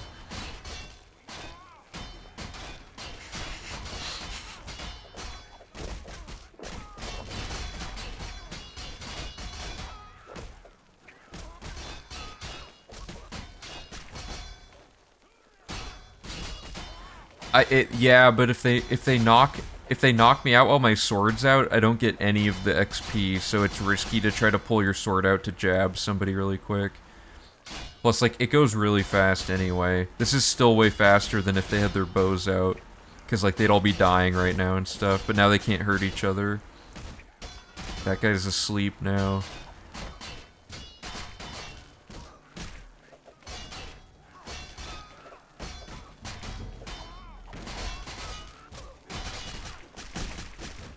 Oh, that's good. That was a good amount of damage there.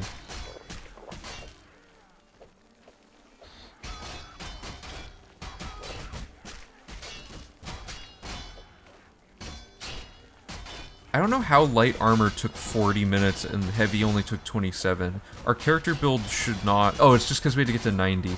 So light armor should actually take way less now, because we're not even getting to... We're getting to the same value for each of these now, so light armor should take less time than heavy armor now.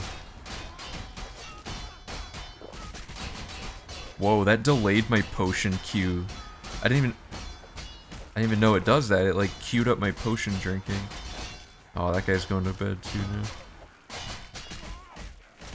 I think so, Fucat. I think the swords are the fastest. Well, I don't even know if it's the AI determining when to attack. I think the swords just swing faster than fists. Also, fists, it seems like they're more likely to power attack. I guess that might be what you're saying with the AI thing. It does seem like they power attack a lot more with fists.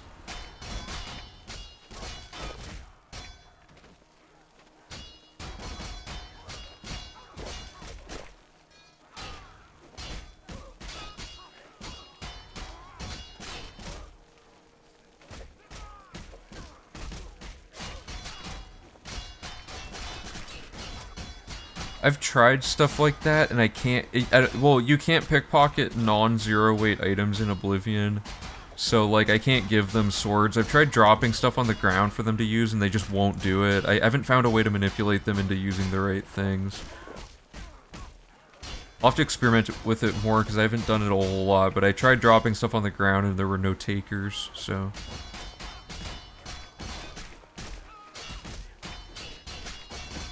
This is like a totally one-sided version of Fight Club.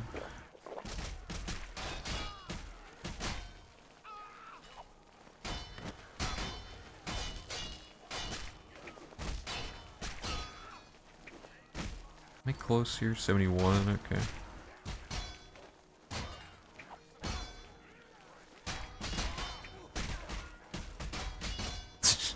Yeah, that's probably how the game mechanics work.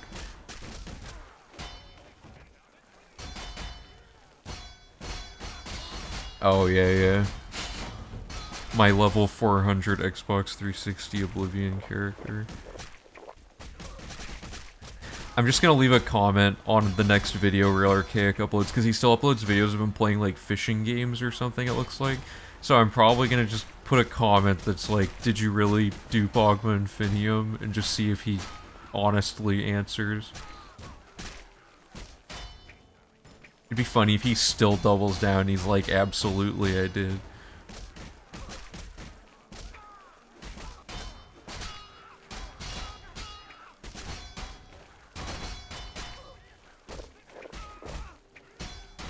Alright, we should be getting to 75 soon.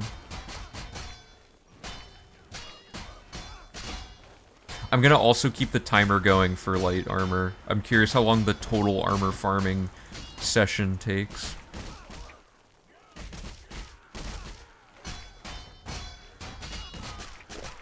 But see, this is approaching 20 minutes, right? And it feels like a long grind. But I am spoiled because all the other grinds are so not long. My goal is to do this whole thing in about 4.5 hours, but I honestly don't know, like, especially with me stopping to route stuff, because I've just been using the stream uptime as the timer for this. There are so many guards asleep. There's like twice as many. Okay, I'm gonna see if I can wake them up. Okay, good. People are waking up. Oh, they're just walking around. Now there's just more in the way. Oh, that was counterproductive.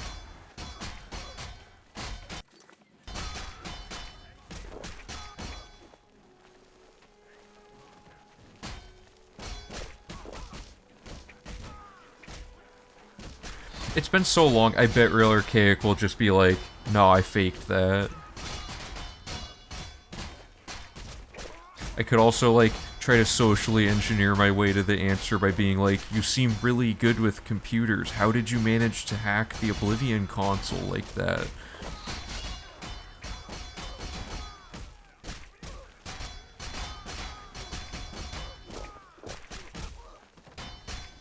Or I should be hitting 75 now. Please. And light armor's like 80% the amount of hits that heavy armor takes, so this will be like a quick little... I think the total process should probably take about 35 minutes for both skills, which is better than how light armor took 40 on its own. But again, we don't know if we have enough training for this anyway, so it's all just speculation, I suppose. Okay, we are an expert in light armor, so now we're gonna switch, or in heavy armor, so now we're gonna switch to the Leowin shield, and we're gonna get our light armor up. So that took 18.5 minutes, not bad. We saved 7 minutes on heavy armor doing that, I guess. And we could, even if we have extra training, we could probably backpedal heavy armor even more, so that we stop at like, you know, 65 or something, but I don't know. There's still... I hope there's some way that you can get light and heavy armor at the same time, but I've yet to find a way. I tried perma-enchanting, like, you know the perma-enchanting glitch? I tried perma-enchanting a shield onto my body and then equipping a heavy shield, and it crashes the game. So, that didn't work, but that would've... Do I have... how much potion? Okay, I gotta do potions again.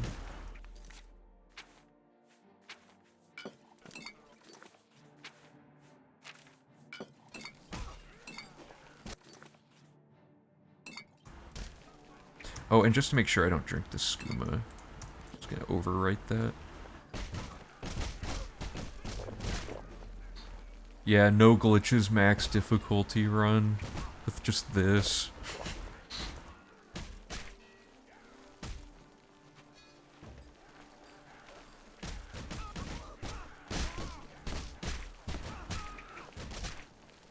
Does anyone play this game in third person? I only do it here to line myself up between all these people, but I mean, I used to do third person just to like look around corners sometimes if I was sneaking, but I can't think of any other reason third person would actually be useful. It seems like extremely hard to hit anything. Especially, like, can you imagine like a third person only marksman run or something?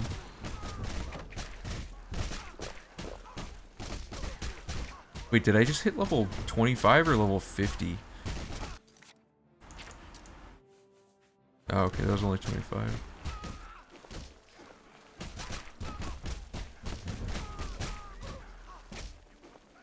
Over the shoulder, yeah.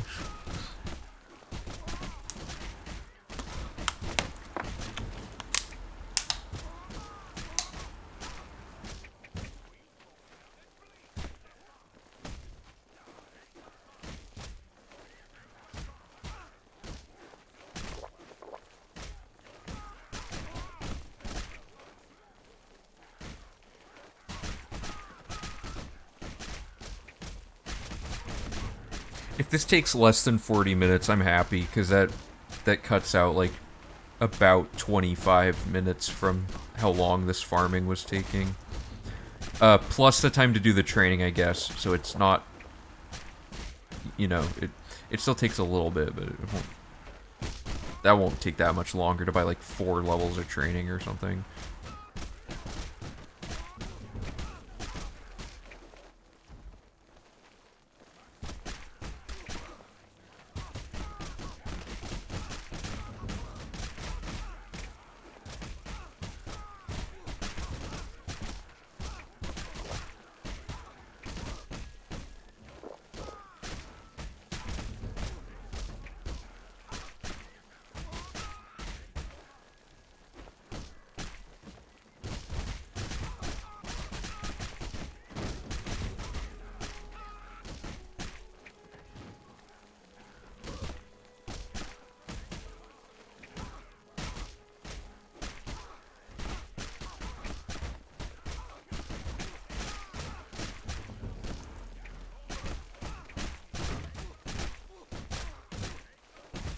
Why I tried jumping. Oh, there was someone streaming that was playing in third person. Oh, there was some Russian streamer, he might still be streaming today, that was streaming Oblivion that had like over 1,000 viewers, and it was in Russian, so I couldn't figure out what he was doing or why he had like so many people watching, but I assume he's either like a celebrity that's streaming just randomly, or like a big name streamer in Russia who's just playing Oblivion like once, because I haven't seen him playing it before on the list of like the Oblivion streams that are live.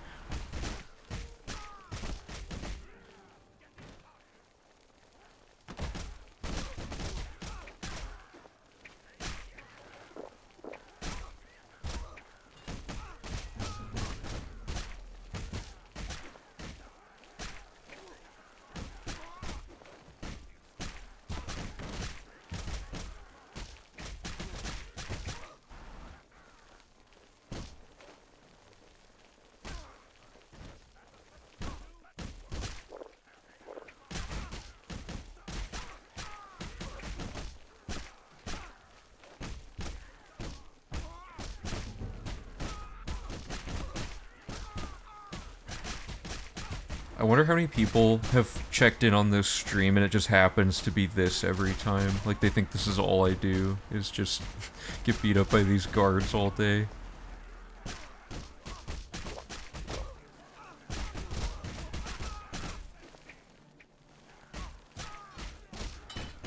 Ooh, right against the pillar. Okay, what am I at? 41. I'm getting there.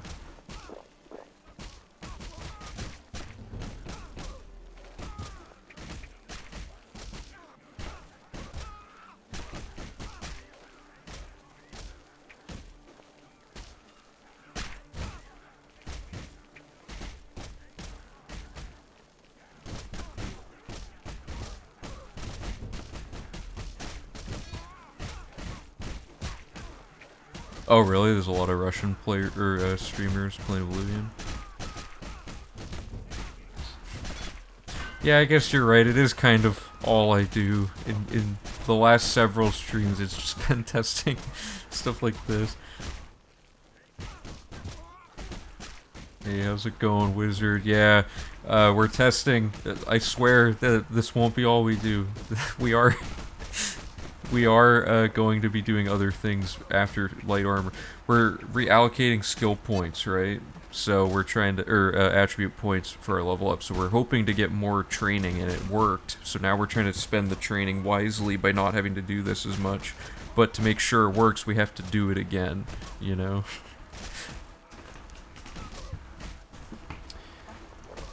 I don't know. This is a nice, easy part, you know?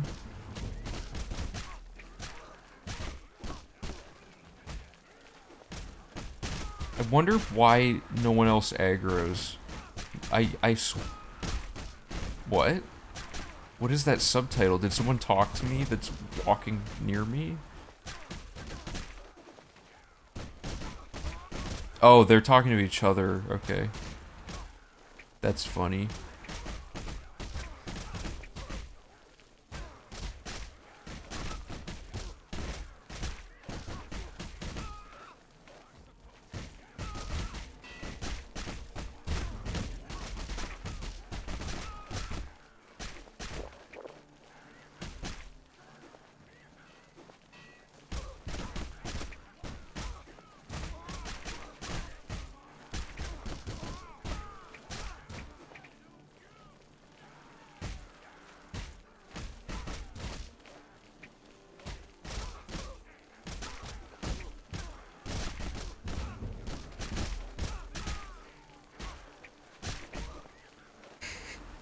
Yeah. Bird has that upper management potential right now. Oh. Why did the frame rate, like, seem... Oh. What is that?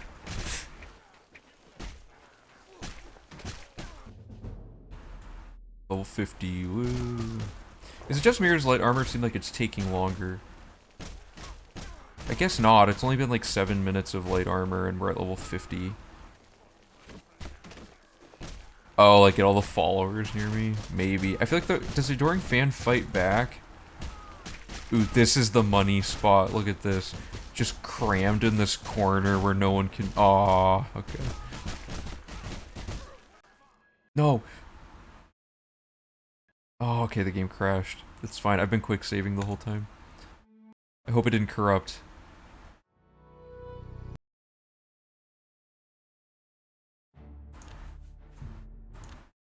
Okay, good. I'm gonna make a hard save before this gets worse. Am I still... What level am I at now? 50. Okay, so that's fine.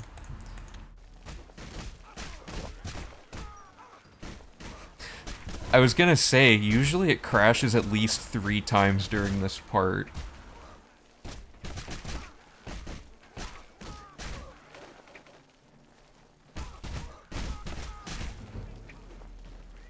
Why is that guy running away?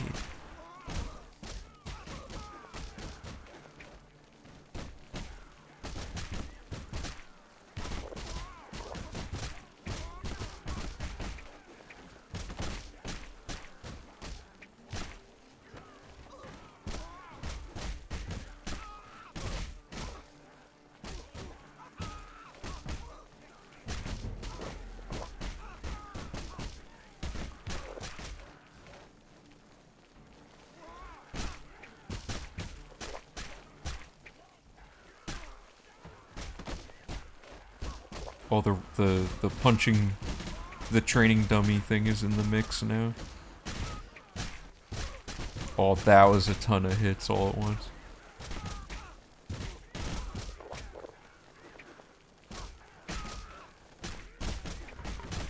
Whoa. I don't know, is there any other way to speed this up?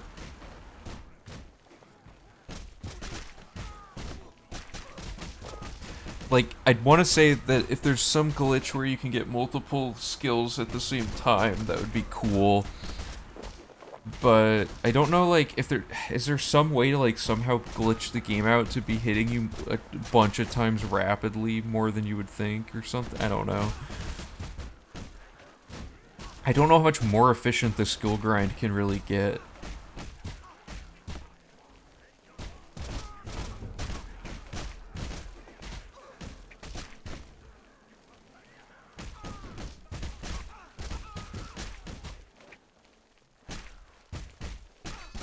No, so if you're wearing armor, it picks which armor piece got hit. Like, every time you get attacked, it picks a random armor piece and applies the damage to it, and then that's the one you get the XP for.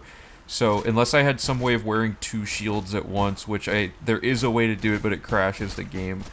If there was some, like, reliable way of wearing 2 shields at once, then maybe it would be possible. But the way this setup works is it's somehow applying the damage to nothing, but detecting that you're wearing the shield. I don't entirely know.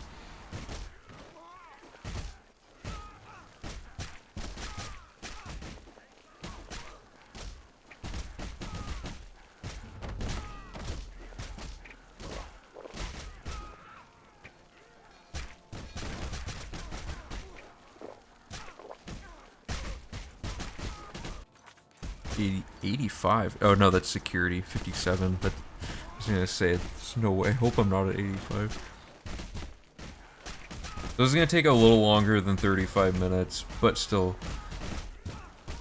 Hey, Moonshine guy. The shield, I don't know why the shield doesn't take damage, but I'm just drinking health potions to avoid dying. I want to say it's just because it is trying to apply to the shield, but the shield's not out, so it can't pick it, or I don't know.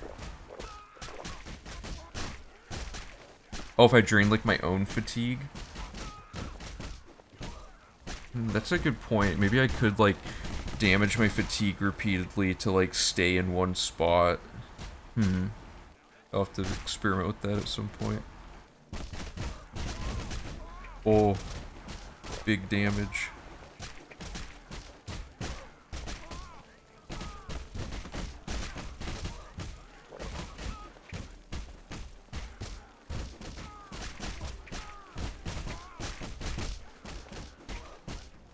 Oh, is that what's going on? I thought. Uh-oh. So the shield might get damaged even if my block is low enough. That kind of sucks. If that's how it works, then my skill grind video has bad info, because I would have to specify you have to be 100 at a skill. I don't think the shield takes damage if you're not 100 at block, though. Let me test this. Okay, I'm gonna make a hard save. This is gonna mess stuff up for a second, but player block 0. Does my shield take damage? I'm gonna be so sad if it does.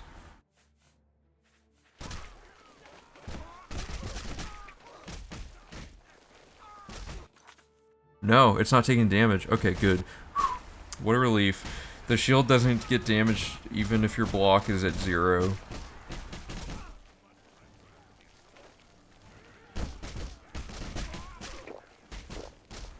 Which makes it even more bizarre.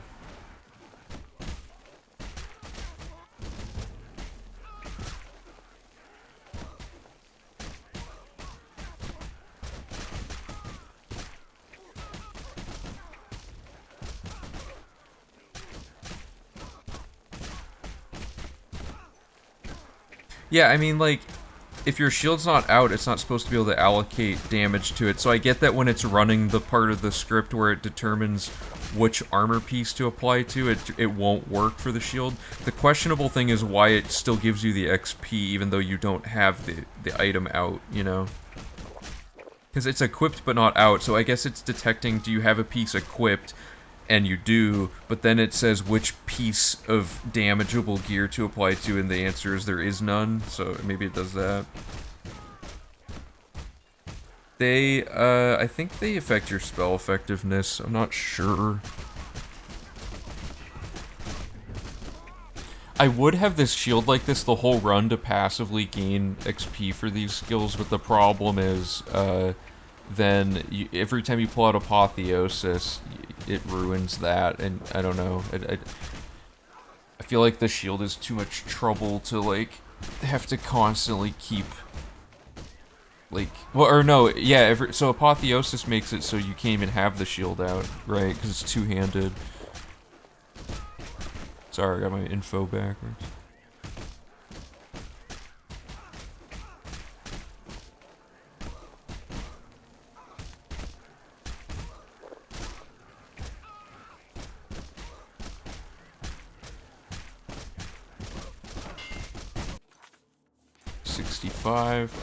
Yeah, this is going plenty fast. Yeah.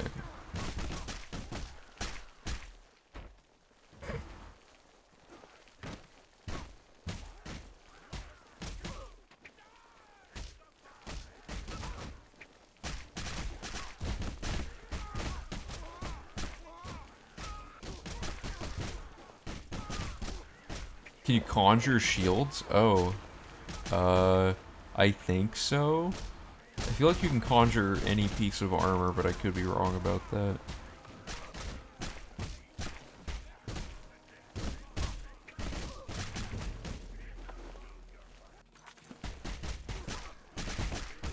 Yeah, this is gonna take over 40 minutes. That's still good, though.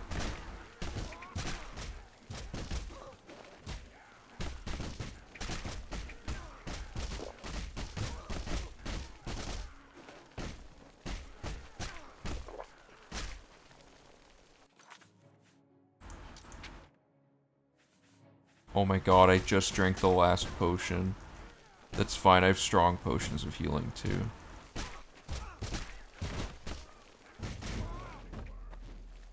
Okay, so let me...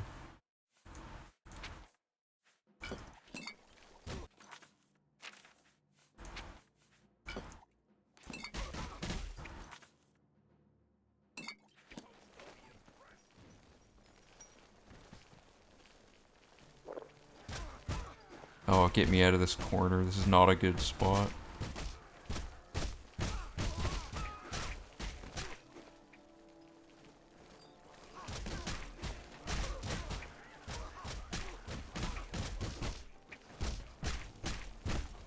What do you mean, like, if you have the Conjuration Shield equipped in this way, where it's sheathed, or what do you mean? This would be a good time to spam spells, but in the current version of the run, we're actually already at 100 at everything at this point. So I have an instruction in the route to say if you're not already at 100 to spam, but currently, we don't need to. Acrobatics is ill-advised, though, here, because if you get knocked out while you're mid-jump, you fly. It's, like, really bad.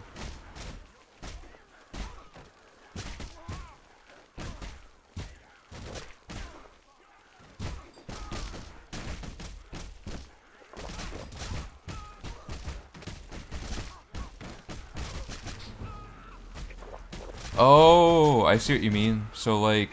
I think it overwrites whatever you have equipped, but if I did like the Phantom Shield thing with the perma-enchant glitch, and then cast a Conjuration Shield over it, that's interesting.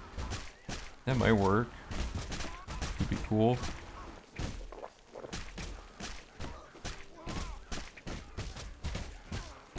I'll write these ideas down after this. Okay, 5 more levels.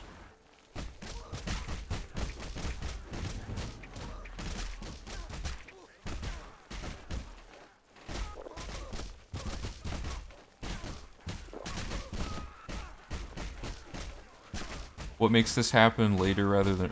makes what happen?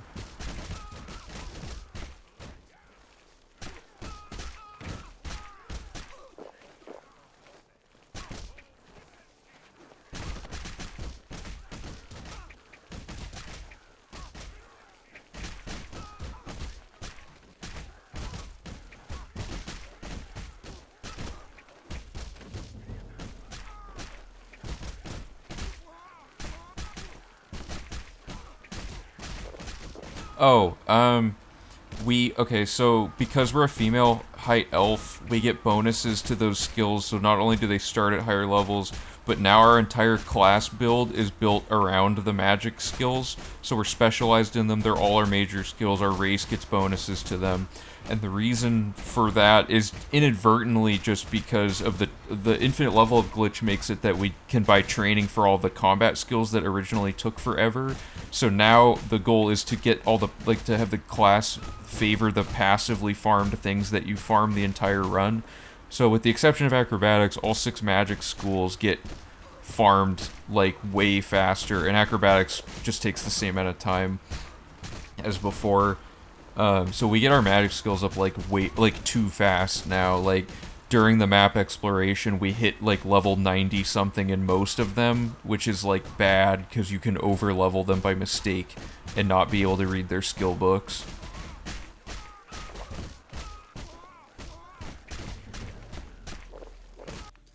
One more level.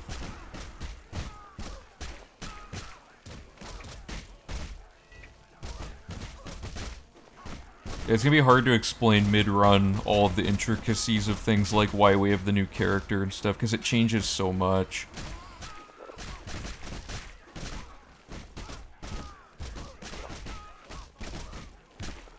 Well, maybe, but if we're getting it done at the same time that we're doing other stuff anyway, it would actually, like, okay, hold up. I gotta do this. Okay, so that was like 41 minutes. If we are already able to get all the magic spells farmed by the end of the run anyway, before this part, it's better to just do them then, because we're doing it while we're doing other stuff, so it's not like it costs us any time, you know, to be doing them while we're running around. Okay, so that was heavy armor. And then we want...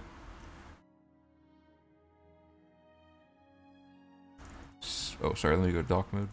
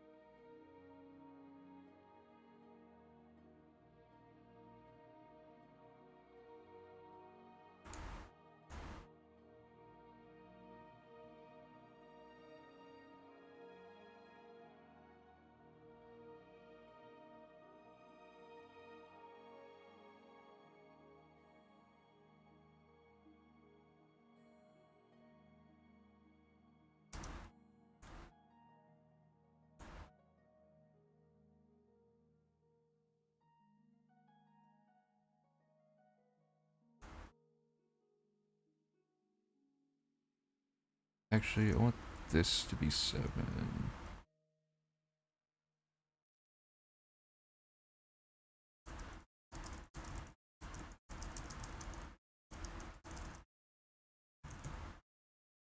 Okay, so we did 75 heavy armor, and then switch to the Leywind shield to do light armor to 75. And then, oops. Then we're gonna buy training. And then we're gonna do...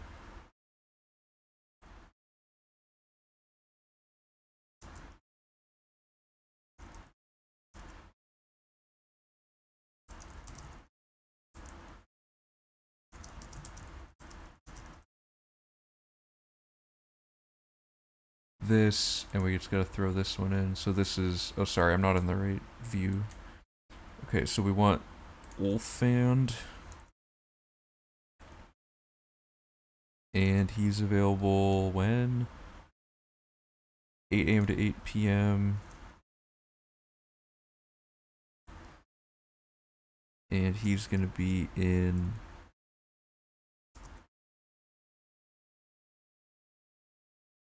Nordwinds.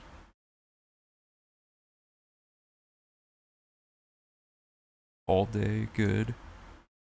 Which is Bruma, East, Gate, and then I don't know the compass direction, I think it's north.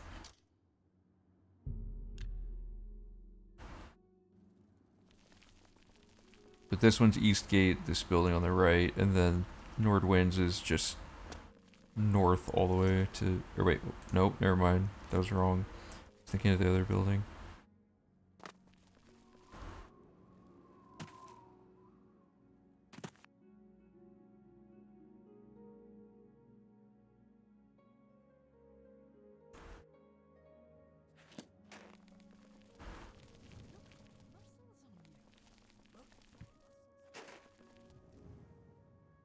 Yeah, okay, so second building on right up the west stairs.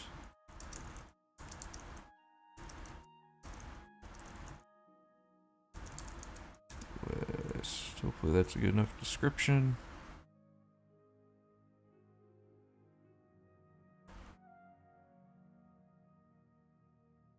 Okay, so let's, and then we don't need this. Make sure that all says the right stuff. Yeah. Okay.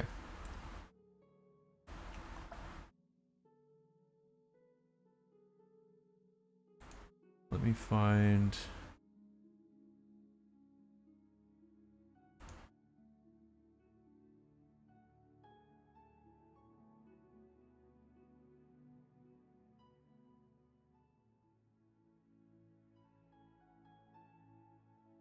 I need to organize all this better. Where's all my brainstorming documents? Because that's that, but where's... Oh, here we go.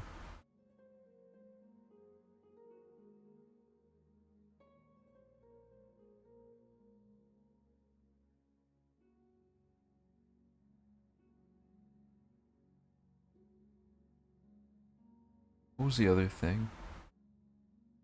Oh, yeah.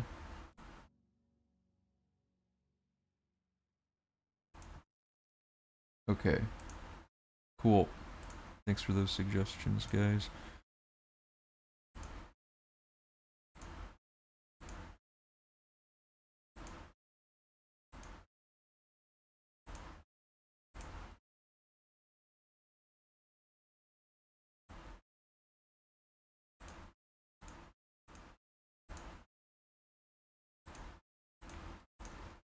Okay, and then...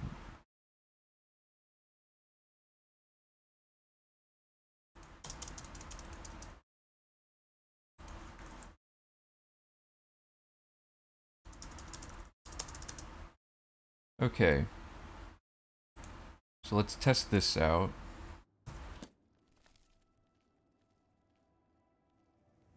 So it says to do heavy armor first, so we're gonna do that.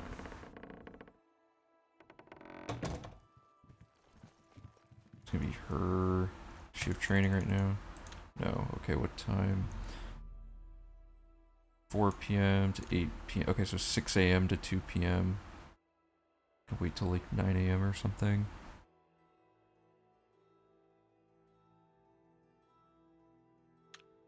Okay, there she is.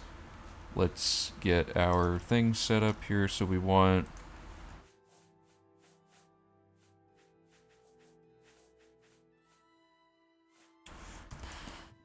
Okay, this means I have to go make these spells. How about that? So I would have to actually change one split and add the money into the fiscal thing. Okay, I gotta track a few things here. And that would mess up the timing data. Oh, okay, this changes some stuff. But it's not big stuff.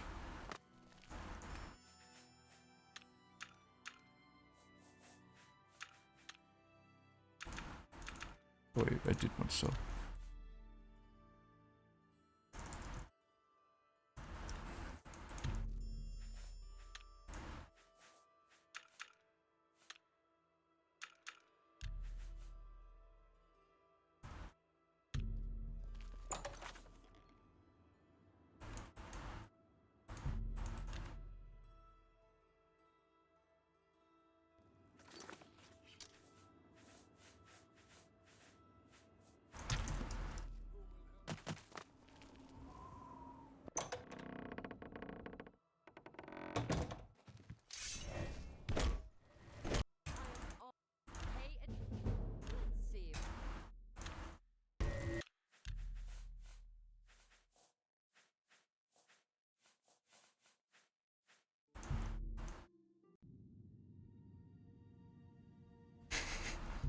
Yeah, it's fine. I just have to make sure the fiscal responsibility doesn't get thrown off, because obviously making the spells is like 2 gold, but then I'm also buying more training that I have to sort of account for.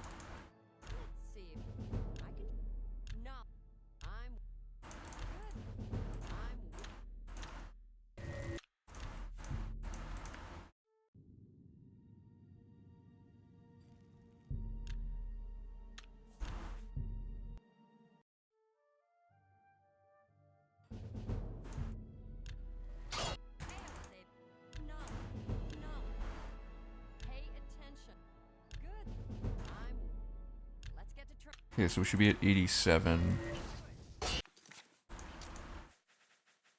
Good. So 3 more levels of this, and then we'll go do light armor.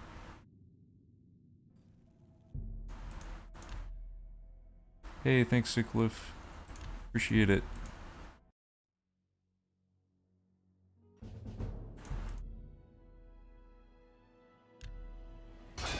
Okay, so this should be 3 levels. God! Sycliffe, thank you for the follow. Appreciate it. Okay, so we're at 90 heavy armor, so now we have to go talk to the dude at Nordwinds for light armor.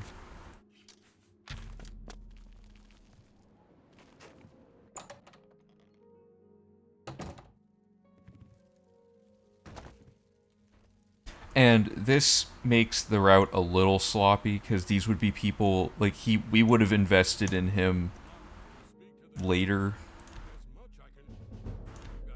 Like, we would invest in him now instead of earlier in the run when we do it. So things like this will simplify, like, the investing circuit, but I just don't have, like, time to fix this 100% clean for V3. This is just a quick way to save time. Okay, so we're at 150, which is, I think we got to like 154 in our last testing. So it's all just free from here. And we're gonna go up to 100 light armor.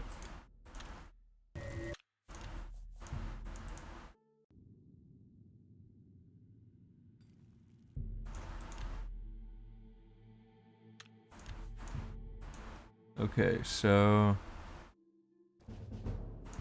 there we go.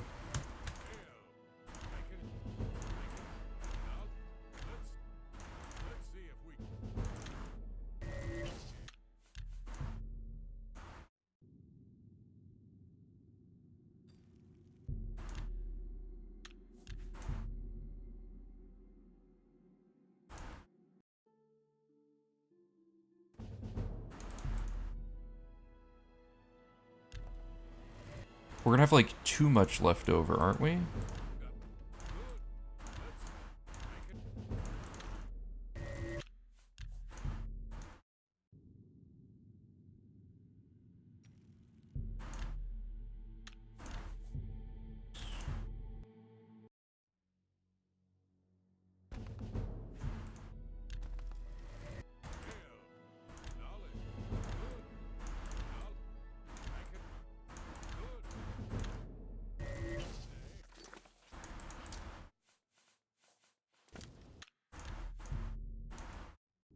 Okay, so whoops, whatever. So we need to buy 3 levels of light armor here, and then we just have like a ton of training left over. Like, too much training left over.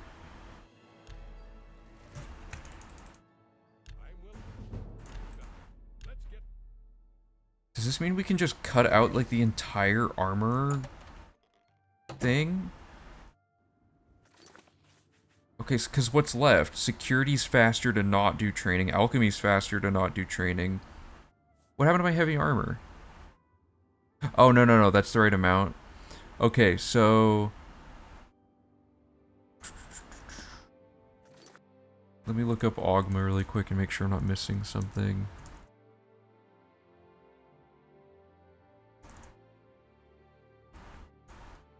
Did I already do armor? No, not yet. It's supposed to be at, like, after everything else. Because it's supposed to be the one you dump all your remaining training into. And at this point, though, it's going to be, like, all of it.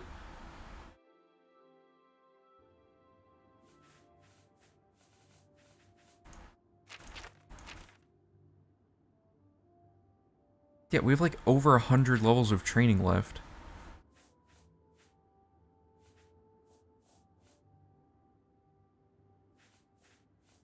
Huh.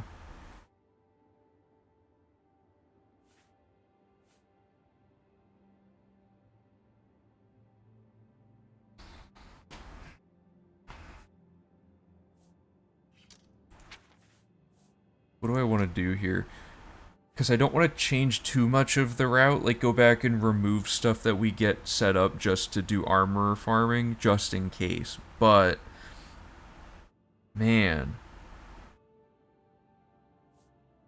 We could afford, I guess, to do less heavy and light armor. Like, we could do... I'm gonna ride this out and see how much we have left at the end. So, I can't read Ogma until I'm max level, so I guess I'll just start doing the armor one.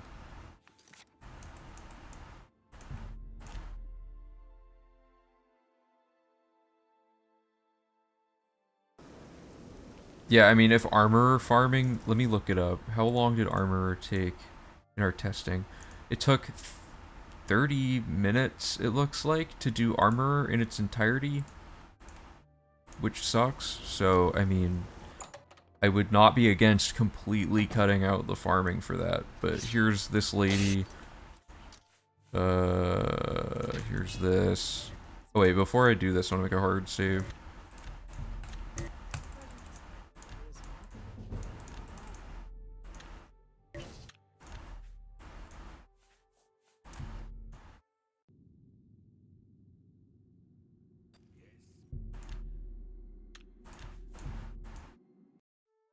This is huge. This isn't even optimal either. This is the quick and dirty way to get this done better. Lex has a strategy that adds even more training levels to this.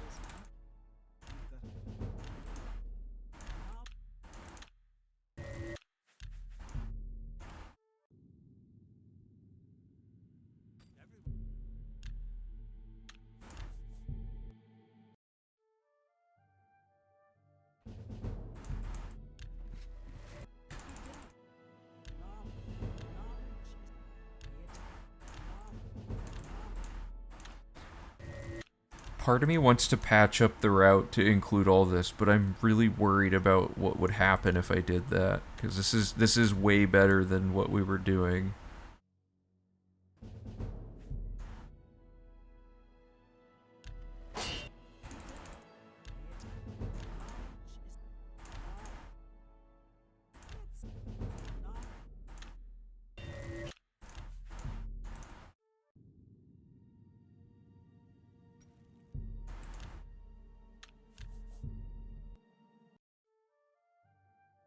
Because part of me is like, yeah, this is super fast, but now when people go to, like, potentially look at the route materials, they'd be like, well, why did I have to make this armor spell and get the Daedric Cuirass and all that if it's just gonna be farming off of the spell system?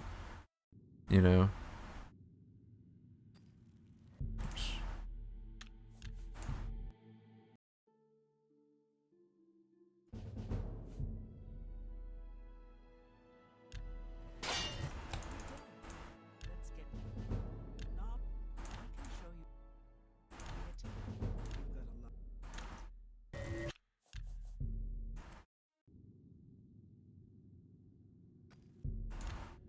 So I'm gonna have, what, like, 50 levels left over?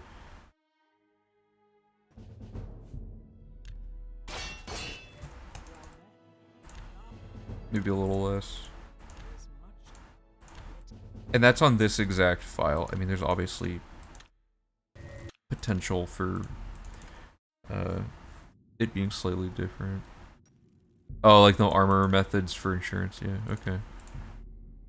Yeah, I could just cut out the entire second armorer method as well, so it's just the first one.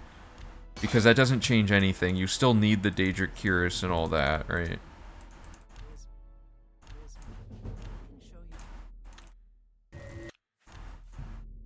Yeah, that's a good way to patch that up, actually. I'd almost want to say there's no way we won't have enough levels to cover armor. Unless someone does something while I'm asleep, like misallocates points somehow, but...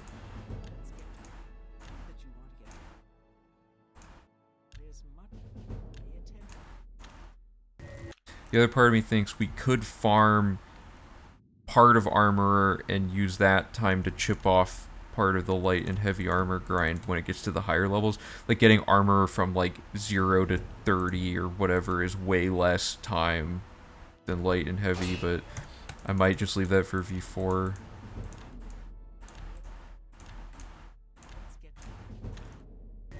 We'll have a day for the run announced soon. We're all meeting up Sunday to start planning all the stuff we need to do for the stream. The most likely thing is that it would be either late August or very early September. Because we need time to, like, just make sure everything works. We also have to update the wheel and all that fun stuff.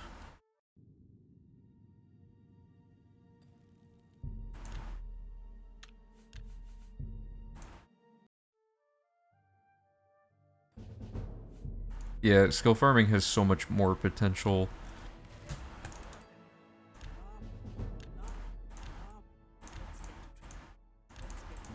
I mean, don't get me wrong, like, I still want the augment glitch to exist, but, like, we almost don't even need it anymore, you know?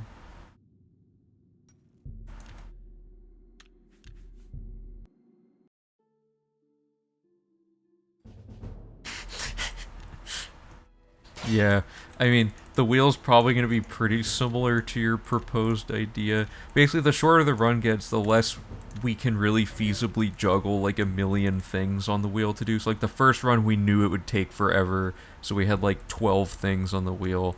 Second time, we were like, okay, it's going to be, like, you know, half the original time, so... Wait, am I going to make it to... Yeah, I'm going to make it to 100, and then that rest is, like, a buffer.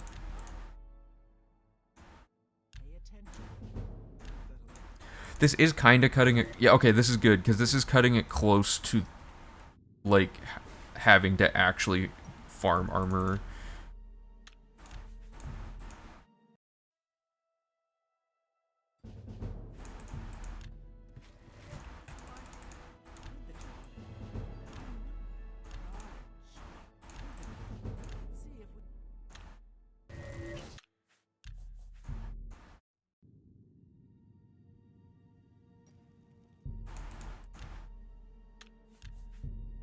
Augment dupe would make the training grindy part, which is now fortunately the only annoying part of the run is having, or like the only annoying part of the skill grind is having to do this over and over again.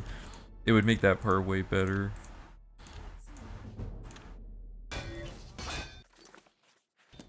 $87.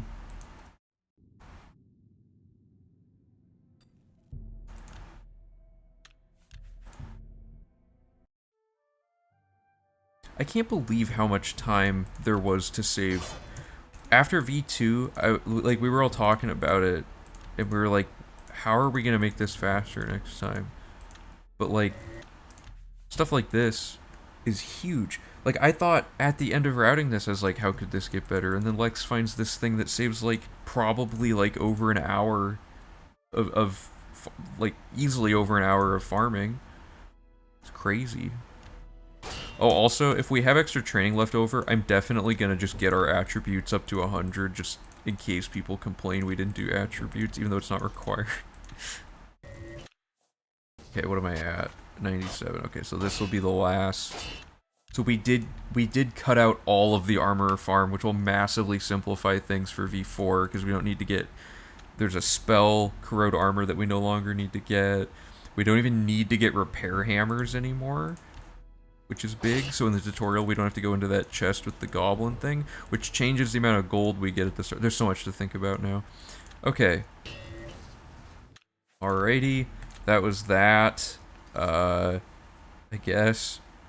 And our attributes are not all the way up, but okay, so I'm gonna simulate I would have done this during the actual run. I'm just gonna get to 100. Hey, Average Chicken Song, welcome to the chat. Thanks for hanging out. How much training is left? Let's find out. Not that much. Well, first of all, we had 2 levels from that level up, but there's nothing to really put it in now. Everything's already maxed out. So we'd have 3, and then we'd have, so 5, 10, 15. We'd have like 17-ish left over. So I guess we could be putting that into like the heavy and light armor. But I really don't want to have to do any armor or farming. But yeah, this is good. For sure.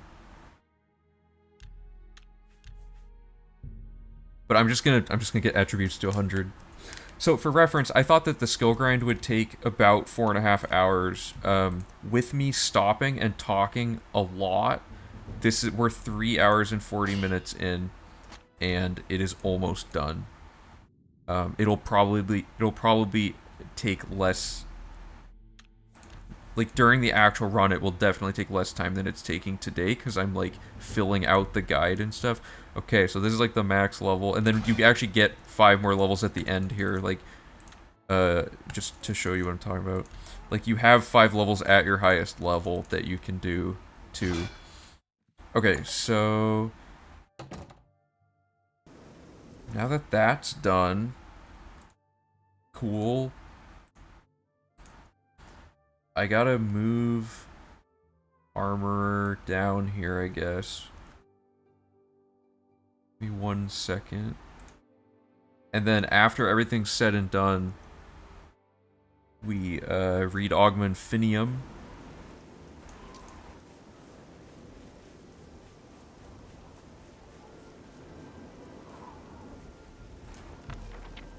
Path of Steel, and now all of that stuff's done.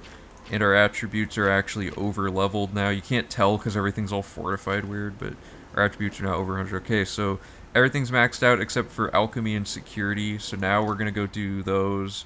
And those really take, like, no time at all.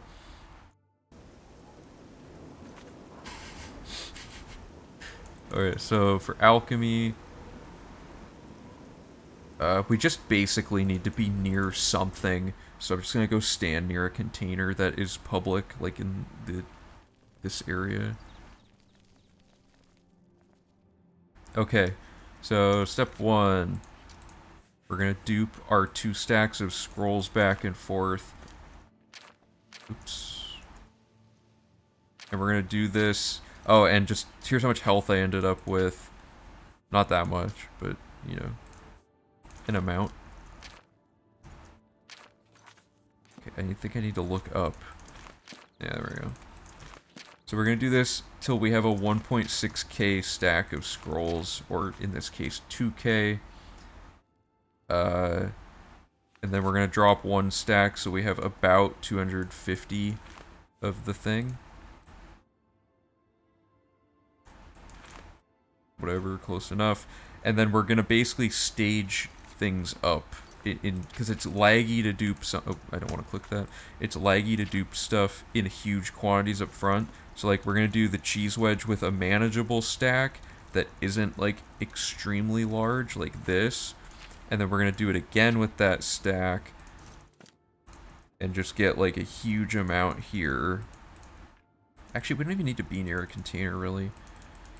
Okay, and then once you have that much, then you take the 2k stack and you do it again. And you stop once you get to at least 1.6k. And then you repeat the process with the tomato.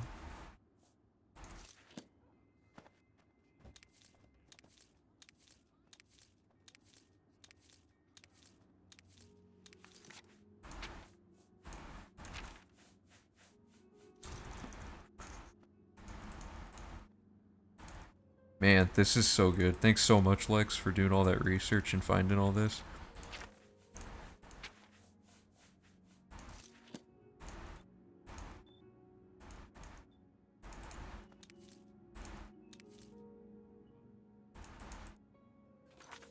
Okay, we need a little bit more.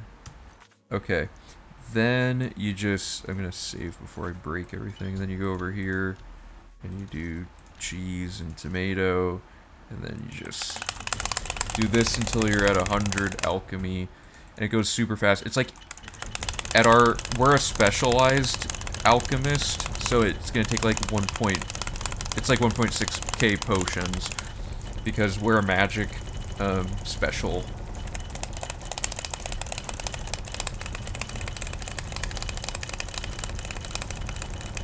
Well, like, regardless of the specifics of this particular run, just the general roadmap of always balancing everything out except for the lowest attribute means like even if the class build was completely different in the future, you've laid out like a really good way to have an easy to manage way of allocating the attributes almost completely optimally for, because like I just have to have it say pick the +1 that goes into the 3 lowest attributes, ignoring strength or endurance or whichever we pick, and then it'll be easy for like anyone playing to implement that pretty much like perfectly. So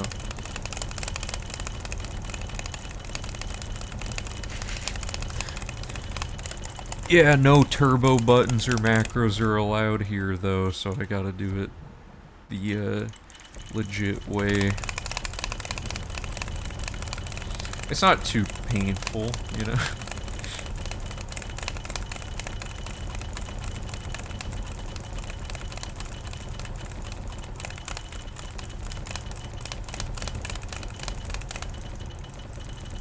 Okay, we should be approaching mastery soon.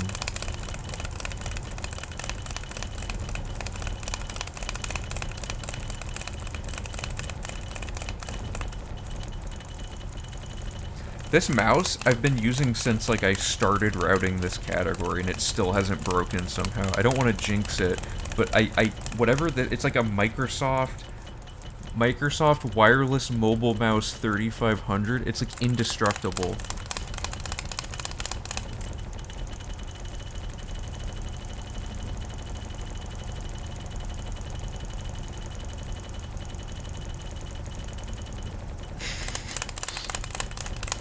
Yeah, that furry website's, out of context, this isn't a great quote, I guess, but yeah, that furry site's pretty good for this.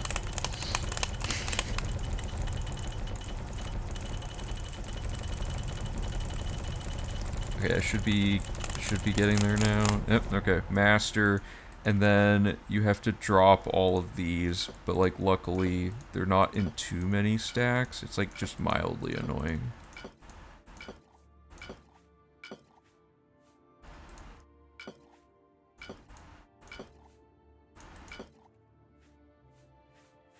Why am I still... Oh, and then I have to drop the rest of these. Okay, so that's alchemy, and then security is really easy.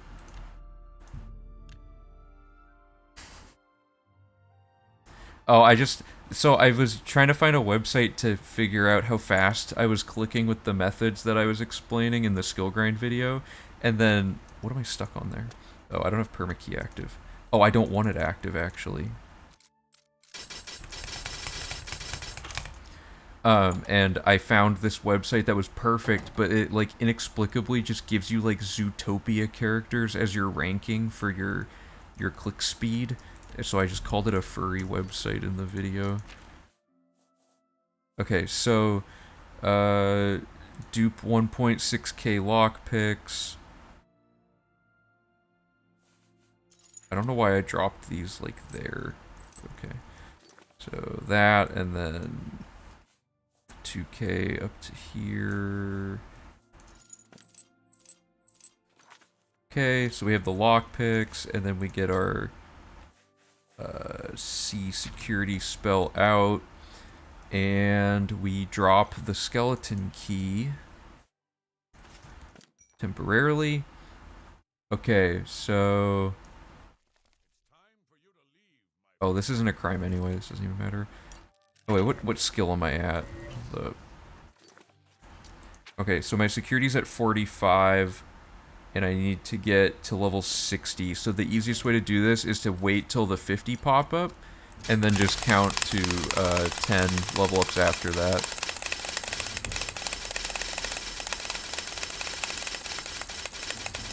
Yeah.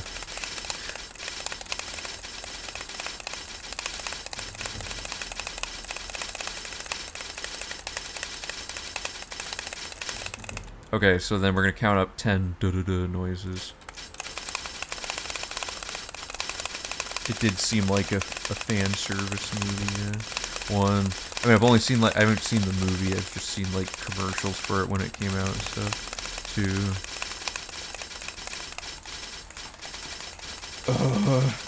3.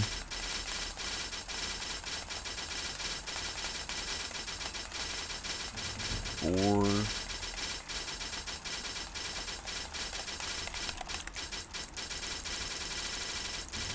5.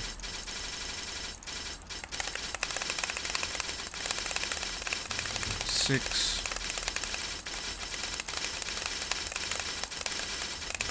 7.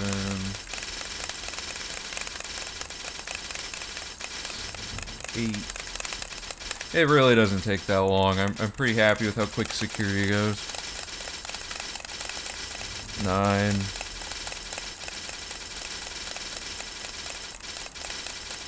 10. So the way this works is our security is 60, but when we pick up the skeleton key, it's not fortified, it's base 100, which means when you go to this, it says 21, which is what you need. So that's security. And then it says to do the acrobatics and magic farming, but we already have those all to 100. And the last step is to just go quickly complete the not heavy armor, unexpected voyage quest now that we're max level. So now we don't have to waste training on this, on this quest. So we want apotheosis again. We don't want this shield.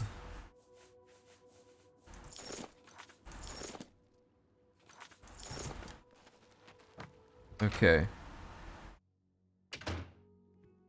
So we're gonna invest 500 gold, and we're gonna say bed.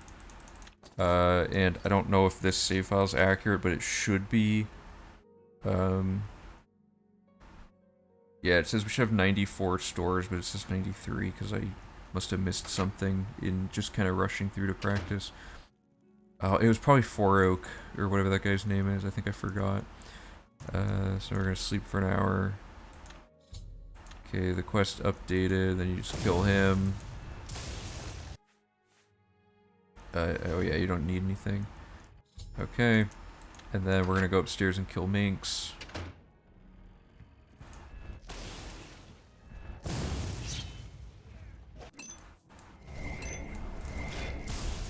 And then we're gonna go in here. Oh, I need to activate permakey.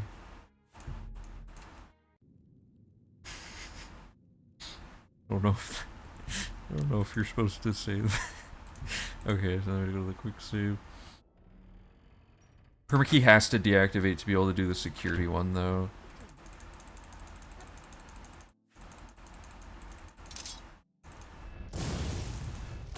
Oh no!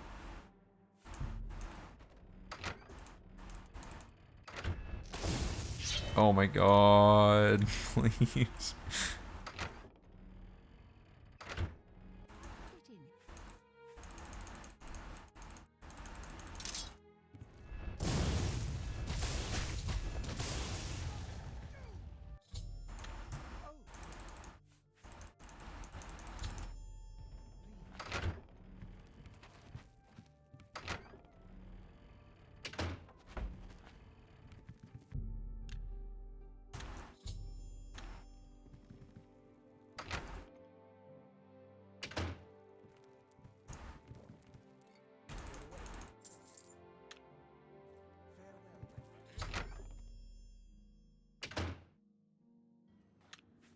Okay, so that took 3 hours and 53 minutes. And that's like from the time the stream started. There was time before we actually had the game open. I stopped to explain the Ogma thing. We stopped to type things into the guide a lot. That's a huge time save. That's even shorter than my estimate. Oh, that's cat piss. Ooh, Han, thanks for the $1 donation. Appreciate the support. Okay, so let me go to here. Now we confidently know that this is like 350, but it's even less, but I'm just gonna say 350. So now we're slated to be like 12 minutes shy of the 24-hour mark. However, I don't think we were going to get that close anyway, because, again, like, we're not going to be able to execute it 100% perfectly.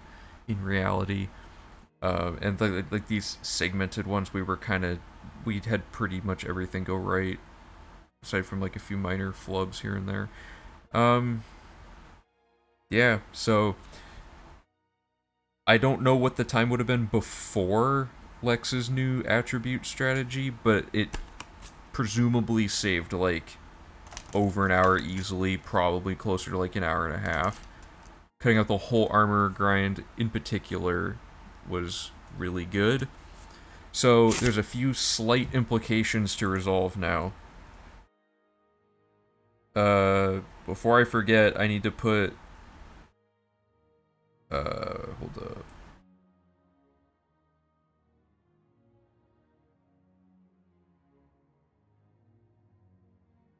Okay, where do we make the spells? Okay.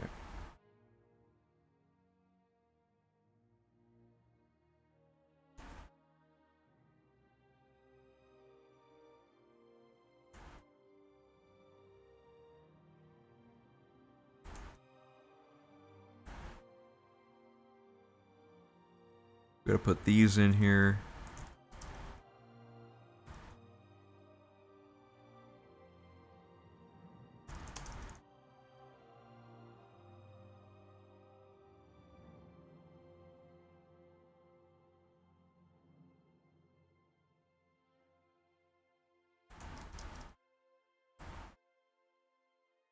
Oops.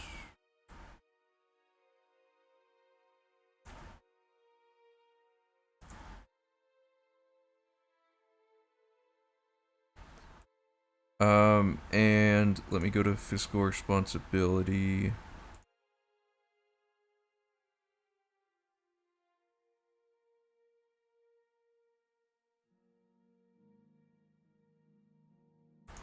It's under C spells, and so it's. I'll pull up a calculator. That's 693 divided by how many spells were there before? 1, 2, 3, 4, 5, 6, 7, 8, 9, 10, 11 divided by 11. So that's 63 gold each times 2 new ones. 126 plus the 693. That's 819 now. And we don't even need to make this now, but I'm gonna leave it all in like we were talking about, just in case we need to farm armor. Okay. I need to change how this is written for armorer now. Okay, so I know we can cover the second farming method, and the first one's less awful, I think. It's like this took.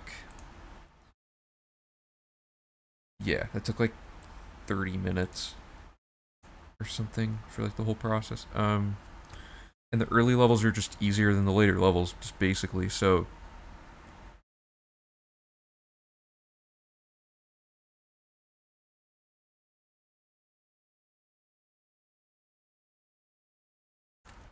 okay, this is all easy.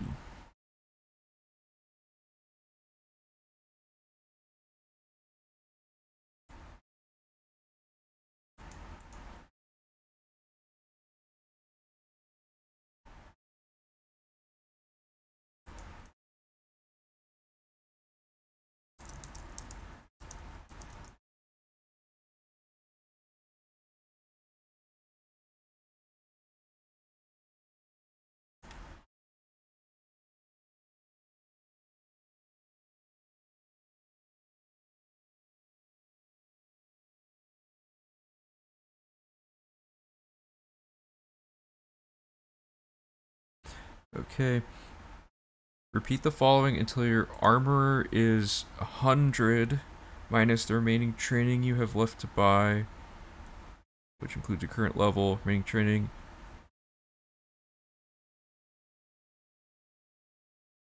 It's 100 minus your lowest attribute, not counting.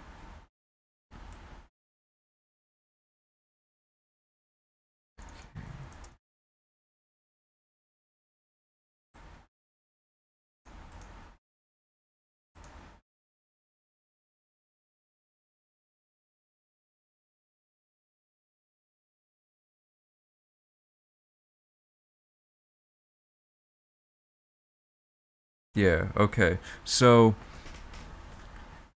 we do the first cycle up because we'll definitely have enough to cover this whole thing. But if we didn't, uh, we would have to.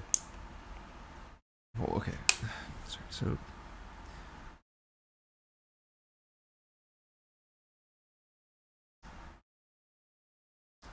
this should cover it, right? That looks good to me. So if your armor's at like, or so it's like 100 minus, like our luck was at like 91, right? So unaffected it's 91, 100 minus 91, 9, and then times 5, 45. So that means you have 40, or no, we had more luck remaining than that then, because that doesn't add up. Whatever.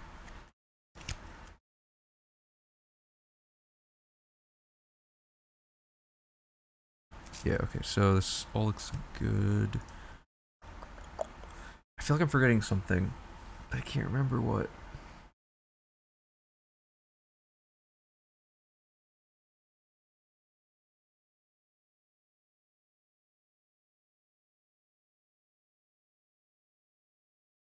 No. Man, I wish all of this fit on one page. It'd be nice. Okay, so I think that's everything. We tested it, it worked. There was such a margin of error allowed that it's not even like risky to implement now. Oh, yes. Fiscal responsibility for buying the extra training. Thank you.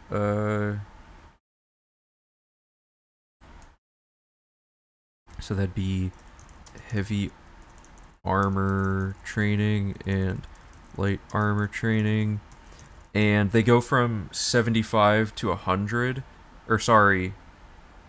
Okay, so it's 100 per 5 levels, right? I believe is the math on that. Um, that seems right. Yeah, so it's like 75. That's like right. Yeah, 100 per 5.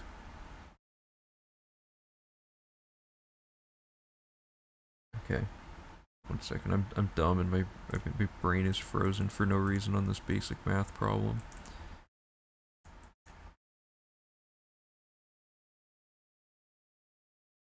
Yeah. Okay. Yeah. So 20 points per level, and it was 25 for light armor, so that would be 500, and then it would be was it 15? Yeah. So 15 for heavy armor, which would be 300, and then armorer was instead of 800, it's now I think it was like 95 levels. Let me see what my armorer was at the start.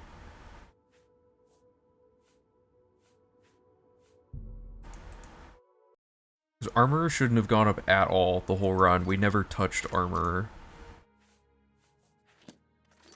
10. Okay, so it's 90 times 20.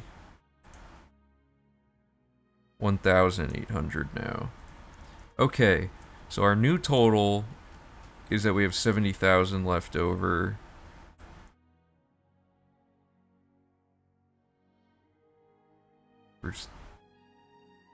Yeah, so this will just get absorbed into this. I put a nest egg into the Dorian farm to add a buffer for security. So like that'll just get absorbed into that. This only changes things by like a couple thousand gold, and I put in like a 50 to 70,000 gold buffer. This will work fine. Okay, so that's resolved. The timing data is good. this all worked, so we don't need these pages now. Oh, I wanted to, yeah, okay, so this should say, like,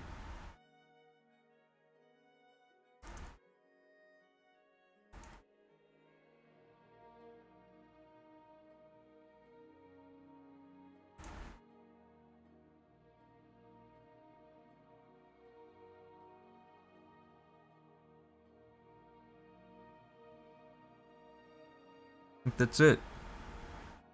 Cool. Well, a lot of what's left is stuff that can't really make for a good stream. um, oh, and wait. Yeah, okay, I already did that. Let me make sure I worded this correctly, and then I kind of want to show you guys my console Oblivion version, because it's Oblivion on console is rough. Okay, so if you're level 47 or lower on level up, when you level up, choose attributes that give you the least total points, choose from top to bottom. Okay, so good. When you level up, choose attributes that will give you the least total points that are starting at the lowest values, ignoring luck every time unless it's the only attribute remaining to select. Good. Okay, we did it. So, I'm trying to think if there's any other thing to do here. I don't think so.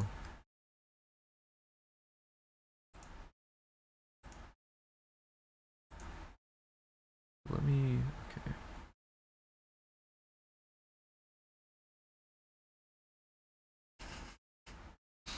Probably. I don't really know what to do on the console version. Like, I have no goal. I just think it would be funny to, like, to stream the console version. Okay, so this might break everything. I'm gonna plug this in.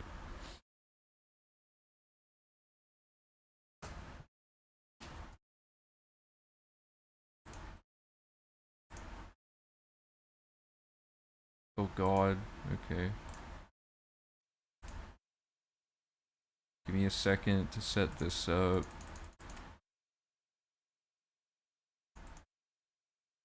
Okay. This should work. And I don't know how loud it is. So if it's too loud,